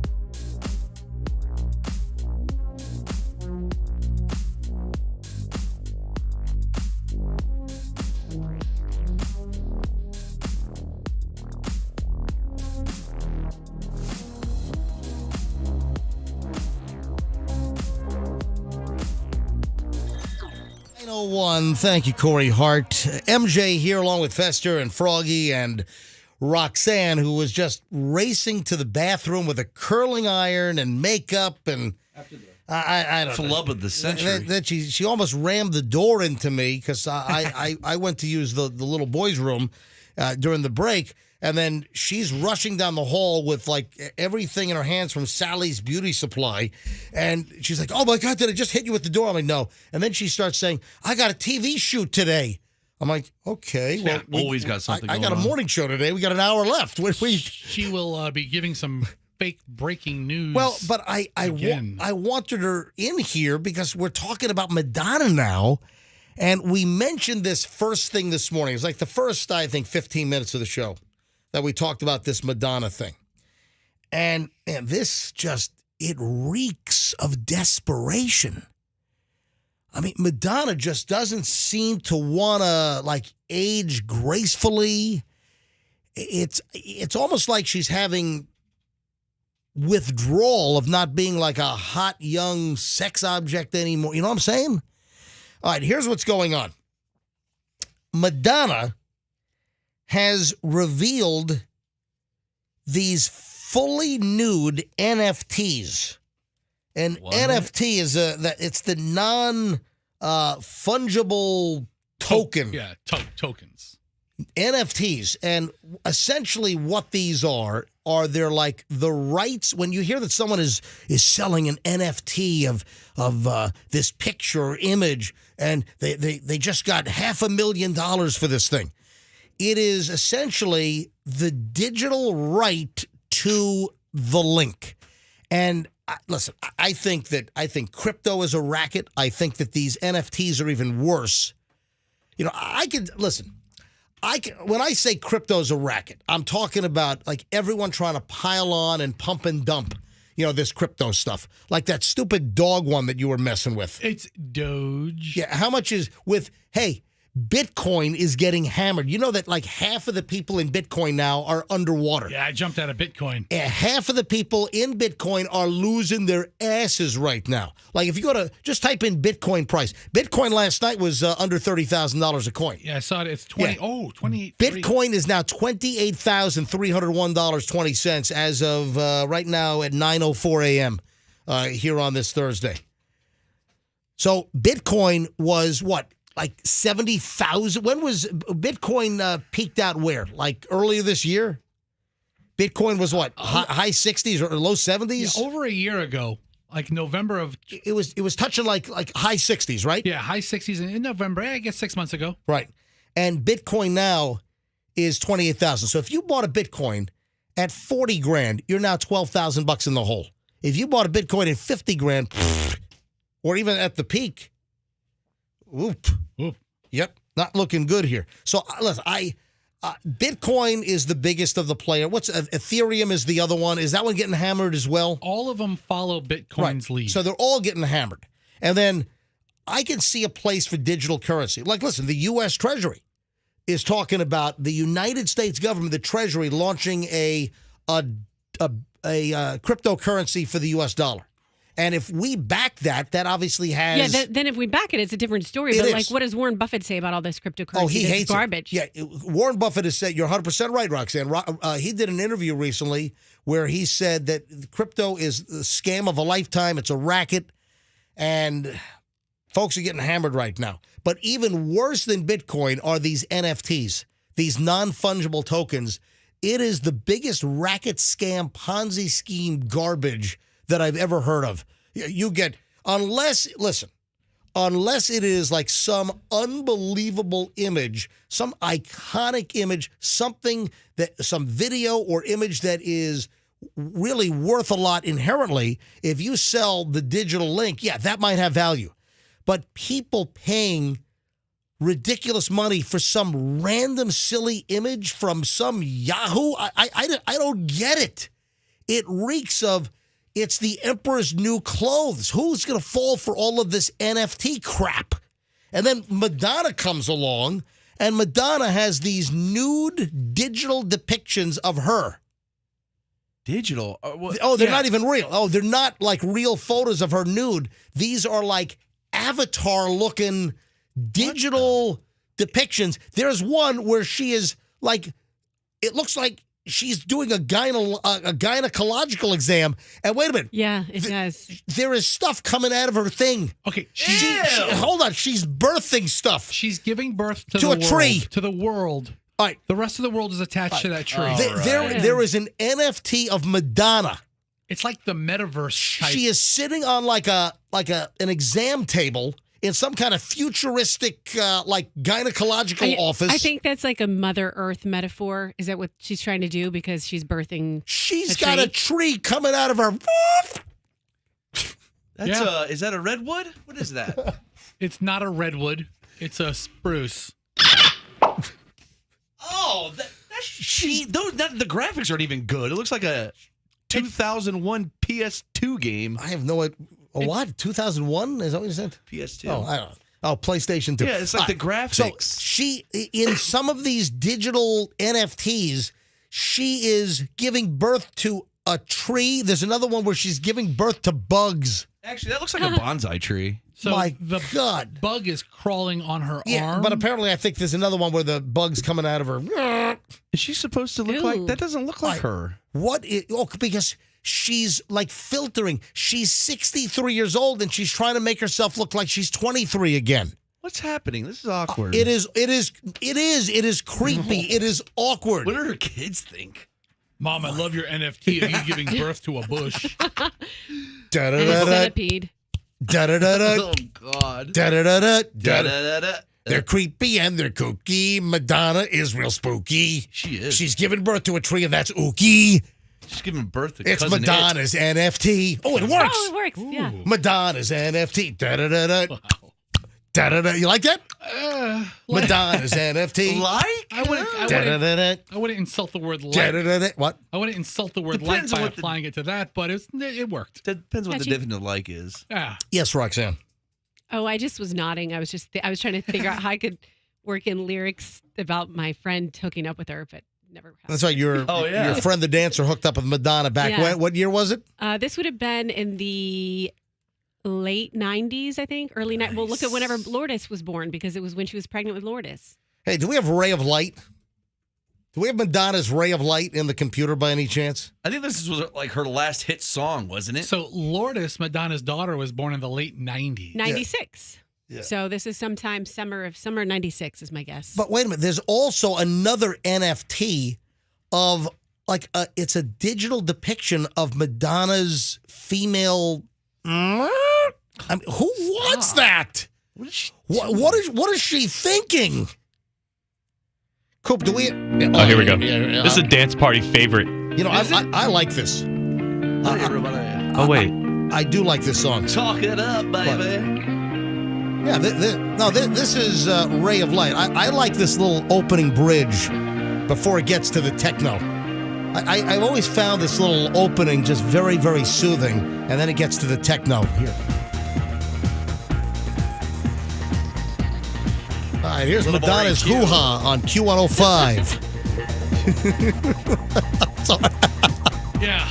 That's the new talk up for the song. Here we go. I do like this song. Listen, I don't dislike Madonna. I like Madonna. But I don't like seeing these awful computer-generated nudes of her at 63 years old when she's trying to make them look like she's 23. So people are horrified. It's really disturbing. Seriously. It's really odd. People are... Yes, Coop. Well, I was going to say, would it make it better if she was doing like the Vogue as an NFT, you know? Isn't that like one of the dances? Maybe La Isla Bonita. Yes, that's Yeah, one of I the like dances, that Coop. That's the Vogue, yes. People are running and fleeing. They're horrified. They're in the streets and they're screaming like a big monster's coming down. You know, it's funny you made a parody thing there to the Addams Family song. Yeah. She looks like an albino Morticia. Yeah, you're right. In these photos. Yeah, in some of these NFT digital images, she looks like a very pale blonde Morticia. You're 100% right. I didn't know humans could birth centipedes. I mean, and trees. In the NFT world, people, anything is possible. I'm telling you, that looks like a fungal issue there. She might want to... No, these are non-fungal. Non-fungible. fungus. No. Non-fungusable. So this is a non-fungible fungus? She's got, is that what you're saying? Whatever she has going on that's exuding centipedes is Listen, very fungible. If you've got plant life growing out of there, I think you need to visit a gynecologist. Or Maxi Home Services. Right. Because somebody get help quickly. Madonna again. What the hell are you doing, Madonna? She's in the new. Look at it. She's getting attention. Stop it. And Coop, did we put any of this stuff on our website? Did you or? I can do it, but is it too scary? It is. You know what? Let's not. Warning. Kind of worried. You know what? We're trying to get more hits. Let's not horrify our audience. They might never come back. All right. If you care about this whole Madonna thing, just do a Google search for Madonna NFT images and see exactly what we're talking about, because this is some creepy crap. I will say, when we had that weird Madonna TikTok video that we posted, I think we got negative clicks. So, because people absolutely didn't want to see that either. Yeah. But listen, this is just a clear cry for attention. That's what this is with Madonna. Which is her MO. And now, Rox, you sent me something about your age. Huh? You sent me an email. Oh, about my daughter? I finally came. Did you forget that you Yeah, said? Are you? No, I okay? remember Do I that. need to set up a neurological exam for you? I send you a lot of stuff. You late do. at night. She just needed another reminder besides something Yes. as broad as your age. Yeah, don't let my wife hear that you send me a lot of stuff late at night. Your Yeah. wife knows exactly what I send you. All right. So Roxanne recently sent me this. I finally came clean to my daughter about my age. She bought me a card that said, well, go tell the Okay, story. so this is And what happened. I thought this was a good segue because Madonna is 63. Now, you're obviously not 63, I'm but 83. but this is an age thing, and you sent me this email. Explain. So listen, I had children later in life, and it bothers me because when you are older and you have kids later in life, you're very nostalgic. And I just think about how many days, years, months do I have on earth with my children who I love more than anything. And it makes me nostalgic and sad. So I have an issue with it. And then I also have an issue with, I don't want my daughter to ever feel like, oh, my mom's older than the other moms and that's not cool or whatever. So that's secondary. But anyways, I have never told her my actual age, and we're not going to say it right now, but just keep in mind that I had her later in life. And so with that, I've never told her. So on Friday, she came home from school and she had something that she'd made for me, and it said. So she came home Yes. last Friday Mother's Day with gift, a Mother's Day card. Yes, with a Mother's Day card. So obviously at her preschool, the instructors, the teachers, whatever they call them, babysitters, I don't know what. Yes. That they had the kids do a Mother's Day. I remember being a kid. I remember like pasting macaroni to construction paper and say, "Hey, Mom, here, Happy Mother's Day." That was our dinner. And so I got this lovely, lovely card that she made me with all the things about my mom. What do you like about your mom? When does your mom look pretty? When does your mom laugh? Blah, blah, blah. When is your mom drunk? All right, go ahead. And so the top question was, what's your mom's name? Roxanne. How old is your mom? And so she put that I was 20. And your daughter thinks you're 20 years old? So anyways, I was like, listen, I'm just going to tell you right now how old mommy is, because I don't want you to ever think that I lie to you habitually. And so I said, I told her my age, and I said, And Did then you give her your real age? I did. And I said, I know that number's hard to comprehend, so just shove it down to where you'll keep repressed memories, like when I threw your princess dress in the pool. We'd never talk about it again. There it is. You know it. Never to be spoken of again. So I did tell her my age, but I don't think she will repeat it to anyone. That's my hope. You didn't have Not to that tell you can't her. Google it. Hold on. Why do you have anything to fear I just regarding gave you the your... explanation. The two reasons. One, because here's another thing. My daughter's been on a real big kick lately. Mommy, you're going to die before me, right? Okay. My kid always says that. Yeah. Then you know what? The grandparents are going to die before you, right? Oh. Yes. Like she's going in succession. And so she doesn't want me to die. She's like, I'm going to hate it when you die. All right, you want to hear a crazy story? Yeah. My parents were away on business. My parents were at a trade show, and I was about 11 years old. And my dad always had like cool stuff in his drawers. He had all kinds of cool things. Dresser drawers. Yeah. Okay. All I right. was going to say drawers. So old man. I'm going through my dad's like drawers in the bedroom, the dresser drawers. Honey, where are my drawers? My parents were away, and we had like a housekeeper that was staying with us for a couple of days with my brother and myself. Oh God, where's this going? And I was about 11 years old. And I'm just looking for some cool crap. My dad had little magic tricks and all kinds of trinkets and like what? He had my dad had all kinds of. He had magic tricks in his drawers. He had like some junk drawer. So I'm snooping through my dad's dresser drawer, and I'm 11 years old. I stumbled across his will. Jeez. Okay. He had a written copy of his will. Are you serious? And oh yeah, I started crying. I started getting upset, like is dad gonna die? No, he's gonna be alive when you're 60. And don't worry about it. He's never gonna die. You strike me as the type you would have taken a picture. Well, you didn't have cell phones back then. No, but, we like, did. tried to make a This copy would of have it. been like 1977. I mean, this is a long Did time they have ago. copy machines? Yeah, of course they had mimeograph copy machines. Of course they did. They had ink presses back then, Roxanne. Yes, you ever hear of Gutenberg? Yes.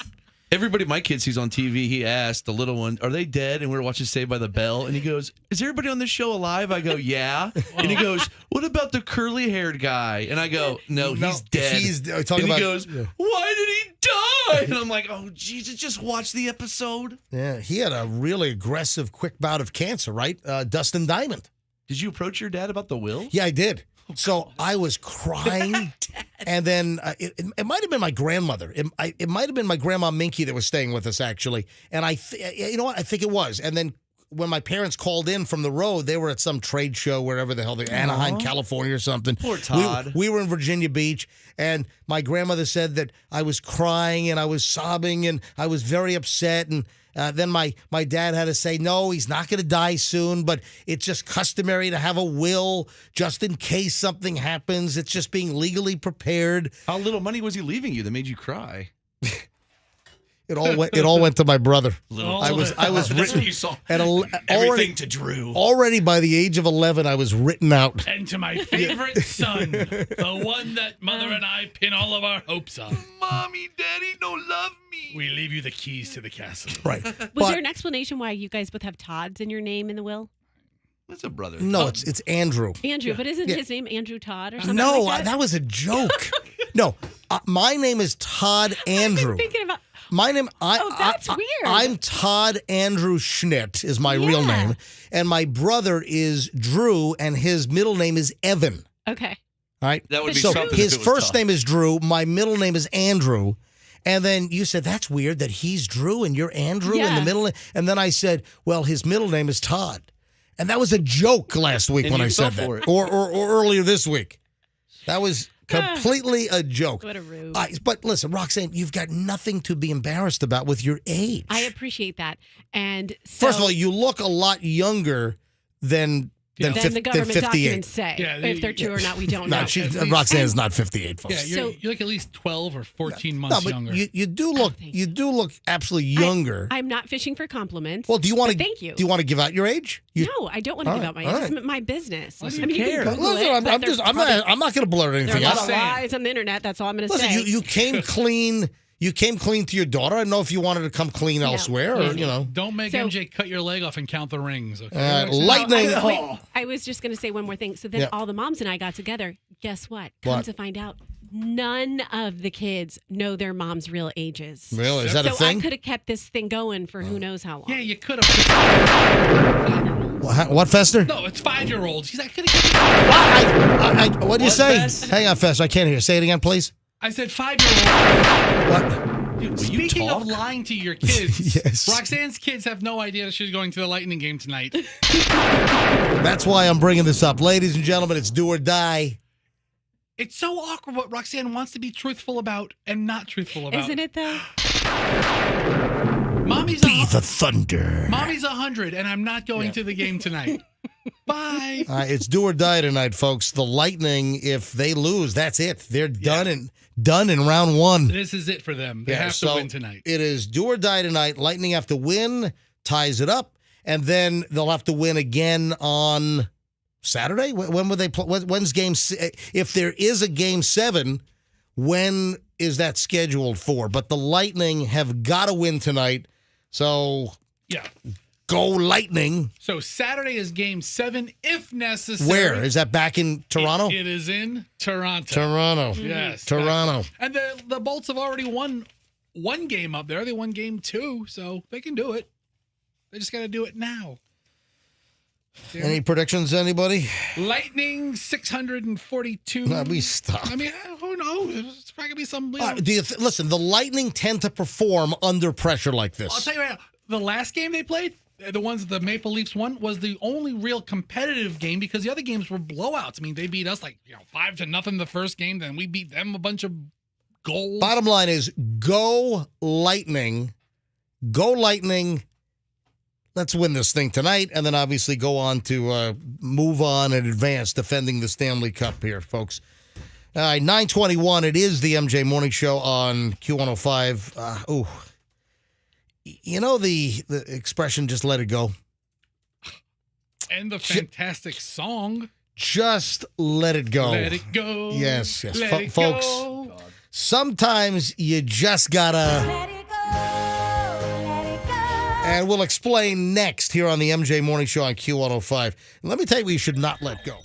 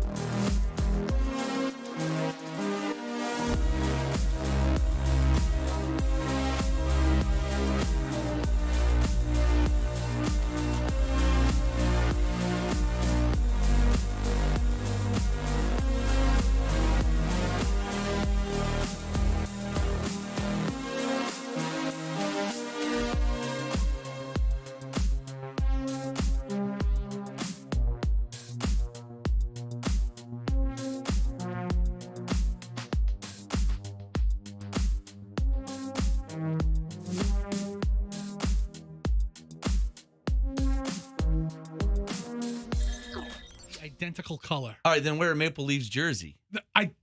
The other team's color. Froggy, what are you saying? All right. It's gonna be funny. Sometimes you just gotta. Now, I wish I had a happy ending to the story. I don't. But maybe this will be a life lesson. Maybe somebody will have a situation like this occur, and they'll say, you know what? I heard MJ do this story. You know what? I'm not going to put myself in this kind of danger.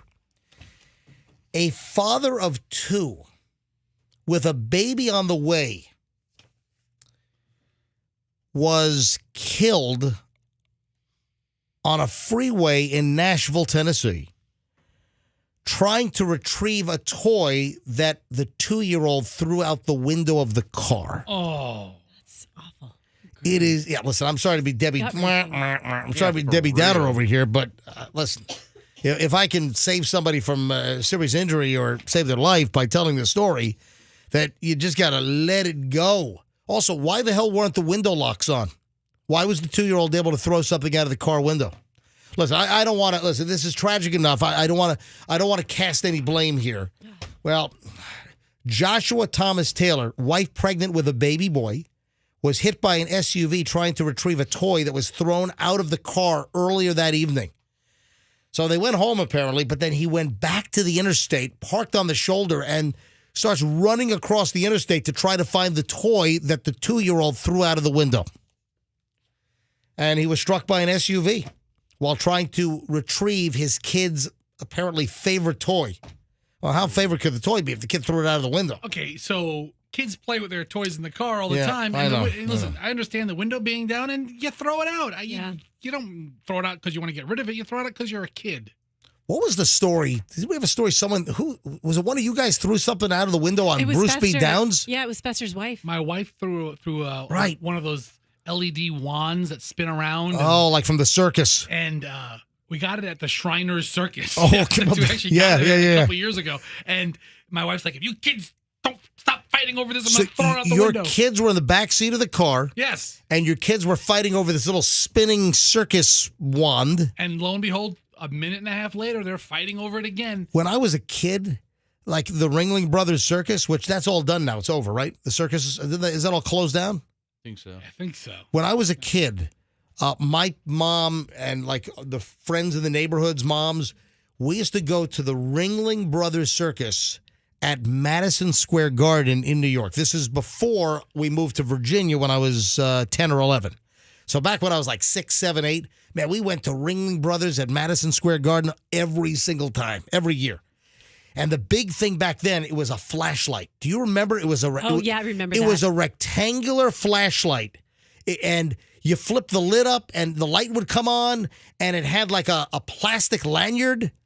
That was like the biggest thing. The Flashlight you wear around your neck? The Ringling Brothers Circus flashlight. I was like, why was this a thing? What the hell did this flashlight have to do with the damn circus?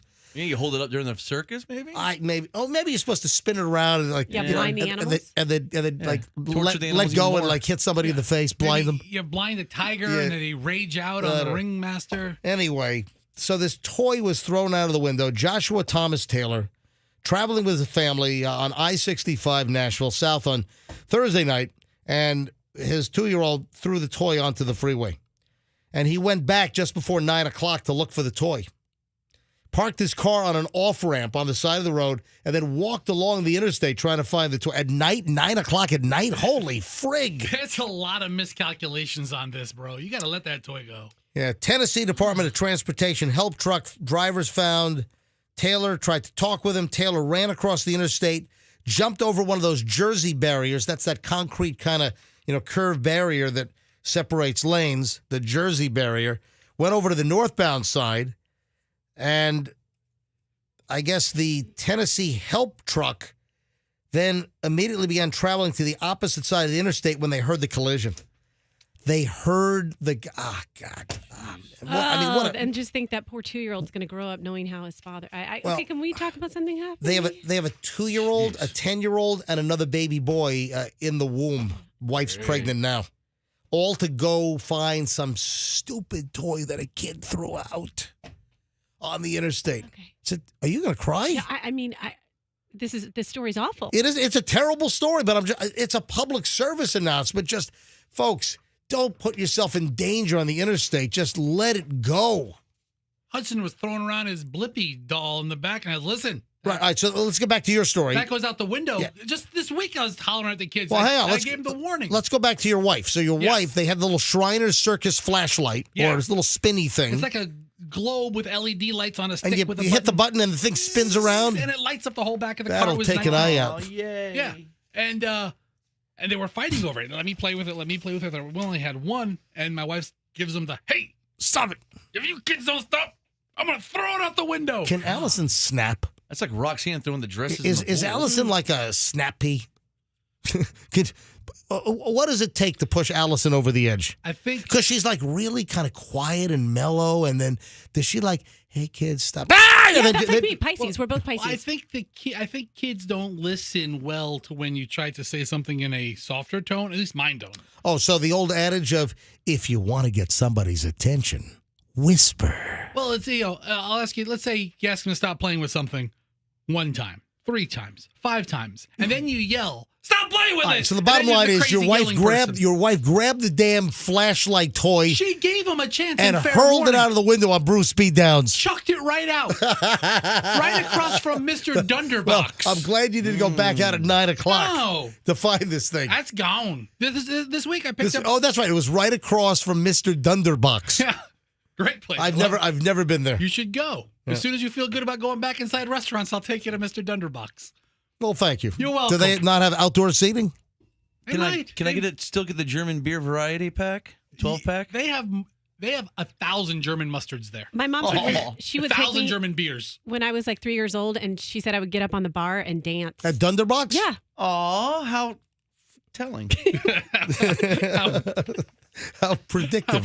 How foretelling. Foreshadowing. Fortuitous. How many synonyms are we going to roll out here, damn it? Even this week, Hudson's in the back playing with his Blippy doll. And rode that thing out the window. And the windows are rolled down in the back because we always ride in windy car when Daddy's driving. And he's holding it up to the window, and I was like, hey, if you drop it, it's gone forever, kid. All right. Have you heard the new audio that was released from the cops for the fugitives that ran from Alabama, Vicky White, and the 6'9" monster white guy? Casey. Who happens to be a white guy, but I was just referring to his last name. She was pissed. The 2 whites who were white.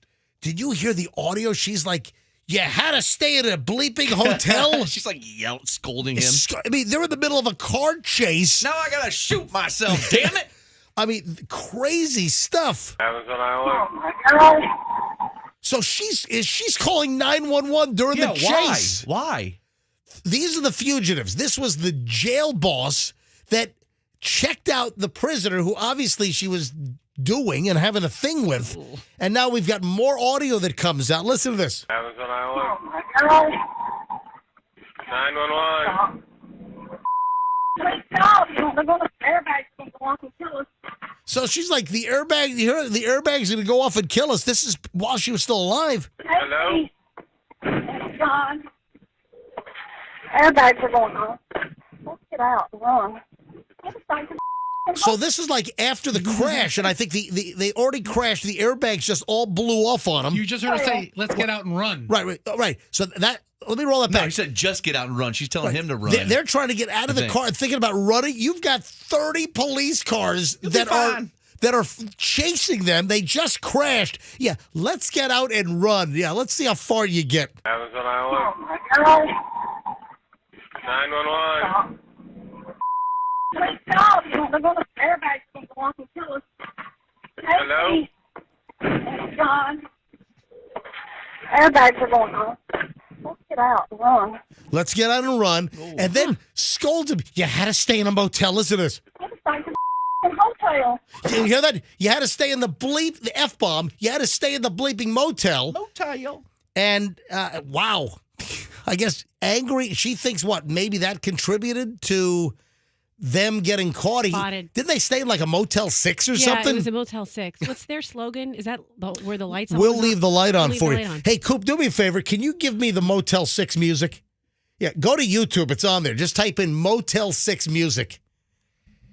Yeah, they'll leave the light on for convicted felons that are on the lam and escaping with a jail boss that's gone over to the sinister side. Yeah, exactly. I got a total commercial. That's some running music right there, buddy. All right, let me know when you have it. Motel 6 music. All right, Coop's digging it up right now. All right, before you have it, just let me know. Back to the audio.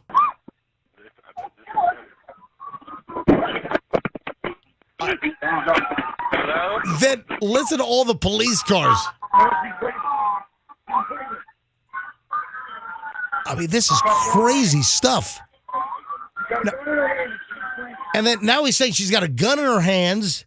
Now, what possessed her to call 911? I don't understand that. Yeah, I don't get that. You know, when you call first of all, that 911 operator, he could not have been more pissy. 911. Got her finger on the trigger. I don't know how we're gonna get that. And then I think, are those the cops now? I saw this video from the outside of the car where the cop was leaning in and she'd already shot herself. Finger on the trigger and all the just crazy stuff. And do you know that she was getting set to win Employee of the Year again? Boy, they're good judges of character. Corrections. This is what, Lauderdale County, Alabama. She had already won the Employee of the Year 5 times over her, 16-year career, whatever it was. How many people work at this jail? She already won Employee of the Year 5 times, and she was set to receive Employee of the Year again. Oh, yeah, never mind this little escape plan and a fugitive on the run with this 6'9" double murderer in jail probably for the rest of his life. Yeah? Love prevails. Who the hell didn't get a read on this one? Did she really have them? Were there any telltale signs that she really had them all fooled? Well, come on. I was reading reports of what the police initially thought, and they thought that she was a victim of a kidnapping. Yeah. They thought that, this female officer was, overtaken by him and he a hostage situation. She looked better as a brunette, that's for sure. They showed her picture with her wig on. Hey, did you see this teenager who's allergic to water? I did. What? I mean, these. How's that possible? Abigail Beck, this is an Arizona teen, is so allergic to water, she can't even bathe. I was just going to say, how does she shower? She can't cry. If she cries, she said that her tears feel like acid on her face. All right. Somebody needs to study her. Okay, does she not stay hydrated? She can't drink water. So how is she? I don't understand this. She's constantly achy.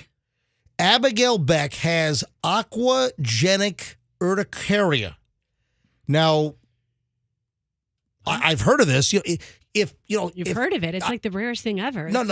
Maybe the aquagenic urticaria is rare, but regular urticaria that maybe have some other names as well. That's not too rare. What is it? Urticaria is sometimes with cold. Some people, if they're out in the cold, they'll kind of get hives or welts. Or if they're in cold water, they'll get some hives and welts on their exterior. It's just like a dermatological thing. She had an even more severe case of urticaria where water caused her extreme pain, whether it was external, whether it was if she drank it.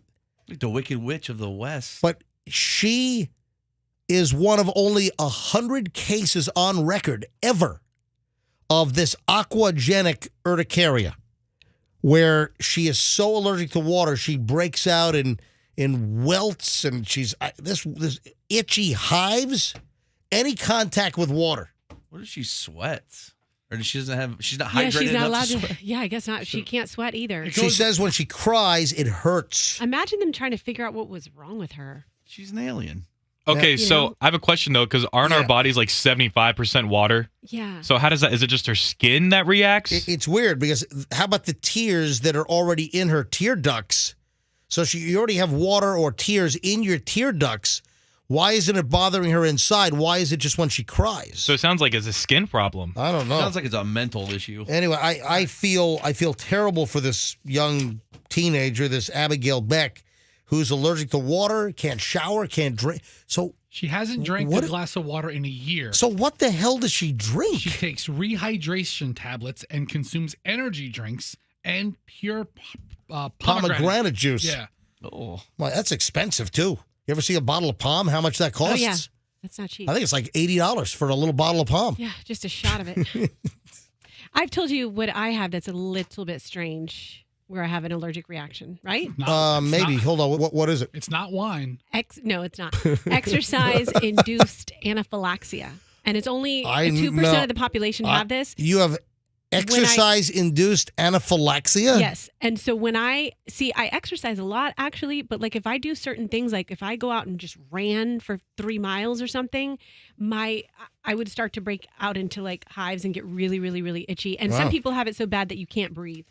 See, I have exercise-induced anaphylactic shocks. When I climb the stairs here at the building, I need like an EpiPen. He's allergic. He's allergic to exercise. Froggy, I'm reading more about this this person here. She can't be active when she sweats. It's excruciating pain for her. Oh, what a life! If it's raining, she doesn't go out because she can't get wet in the rain. That's crazy stuff. Listen, I feel for this young woman, and terrible. I don't know if there's any medication that's on the horizon that could help her out. I have no idea. She's the witch from that dumb movie. She's what? I'm melting. She's the witch from the movie. From The Wizard of Oz? Water. The Wicked Witch. Melting, yeah. Listen, I hope they can cure this girl. Man, I got a lot of stuff we got to get. What time? Oh, my God. Look at the time. Yeah. Holy crap. You ever heard of, like, a couple sharing a toothbrush? Ew. Yeah. I mean, even if you love... Sarah Silverman, who I kind of put her in the gross category. Oh, what are you talking about? I don't know. Like, I kind of put Sarah Silverman in the same category as Amy Schumer? Yes. No her. way. No. Sarah Silverman is genuinely funny. Sarah Silverman apparently was on The View and said that she shares a toothbrush with her boyfriend. Oh, there's all kinds of gook on it. Rory Albanese. What if he's from the family that makes the Albanese gummy bears? I love those things. Yes, he's a gummy bear magnate. Send me a 5-pound bag of the 12 flavor variety pack. Hey, Coop, did you ever get the Motel 6 music? Do you There's no original theme, but there's a plethora of Motel 6 themed covers on YouTube. You mean a plethora? Plethora. I thought it was plethora. No, it's plethora. Well, it's spelled plethora. plethora. You know what I'm saying? There's a ton of videos of just covers. I can't find the original. I was going to say I'm Tom Bodette from Motel 6, and hey, we'll leave the light on for you fugitives to come on in. All right, Coop, tomorrow's your final day. Aw. Yeah. Let's not use plethora in your sales pitch. Yeah. We have a plethora of Options services. for you, yes. Tomorrow is Coop's final day here on the MJ Morning Show as our producer. We've got a job opening, folks. Casey is going to take the position, and obviously he's going to vie for making it full-time, I think. I don't know. I got to talk to the kid. But tomorrow, Coop will enter the truth booth. It'll be an exit interview of sorts. It'll be the truth booth where we're going to hit, or Hal Herman is going to hit Coop with questions about his experiences here on the MJ Morning Show, and he has to be 100% honest. Yes. So this will be very exciting tomorrow morning about 7:45 on the MJ Morning Show. Before we get out of here, another very important thing, folks. When it comes to choosing an air conditioning company here in the Tampa Bay area, yeah, there are a lot of choices. I'm going to tell you right now, the choice is easy. It's Plan B AC. What people really want in an air conditioning company is one that is going to tell them the truth, not hit them over the head with a giant Wambuki condenser weighing 375 pounds. People want honesty, integrity. They want to know that if the air conditioning is busted, that the tech's going to come out and tell you the truth. You know what? Hey, this is an easy fix. It was just a breaker reset or a fuse blew. Versus, oh, yeah, that's $795 for the part then plus labor. They're going to tell you the truth. If it's a cheap fix or if it happens to be an expensive fix, you're going to get the truth. When you need a great air conditioning company, folks, it's Plan B AC. Plan B AC. Now, they're waiving all diagnostic fees right now with any unit repair. And if you mention me, MJ, at Q105, you'll get 10% off any service. They got transparent pricing. There's no nasty hitting surprises. It's Plan B AC. Call them at 813-PLAN-B-AC or online. It's planbairconditioning.com. A company that you can trust, folks. It's Plan B AC. Give them a call. All right, guys, before we get out of here, on the eve of Coop, our producer's last day, anything before we roll? Fester, what you got? Final words. I've got nothing for Coop. No. Oh, we're having the party at my house tomorrow night. Oh, yeah. Which things might get a little awkward with the, the truth booth tomorrow and then having him over. We'll see. That might have to be canceled. Rox, anything? Go lightning bolts. Yep. Beat the make Go lightning believes. bolts. Yeah, it's just the lightning. I know. No, my daughter I calls know it the your lightning daughter bolt. calls them She's lightning. rooting for atmospheric conditions. Go lightning bolts and thunder. We got to roll. Seriously, go Bolts tonight. Do or die. If they lose, then the Leafs go on and the Bolts are out in round one. So go Bolts. Folks, we'll see you back here tomorrow. It's the MJ Morning Show on Q105. Website is loaded, mjmorningshow.com. And we'll see you tomorrow, and let's be careful out there. Download the app now. Get the Q105 app and listen to us anywhere. Powered by Anajar and Levine Accident Attorneys. Call 1-800-747-FREE. That's 1-800-747-3733. If you're thinking about selling your home, think about selling it to Open Door. Roxanne Wilder with the MJ Morning Show. If you've been mulling it over and wondering how much you might get here in the Tampa or St. Petersburg area, let Open Door help you out. Hundreds of thousands of people have already requested their offer. So easy. I tried it. I went to opendoor.com, put in my address, gave them some information about my home. They came back to me with an offer in just minutes. So they take a look at your home, they compare it with recent sales in your neighborhood, and they come up with a very competitive offer, a real offer. So skip all the hard parts that go along with selling your home. Don't worry about making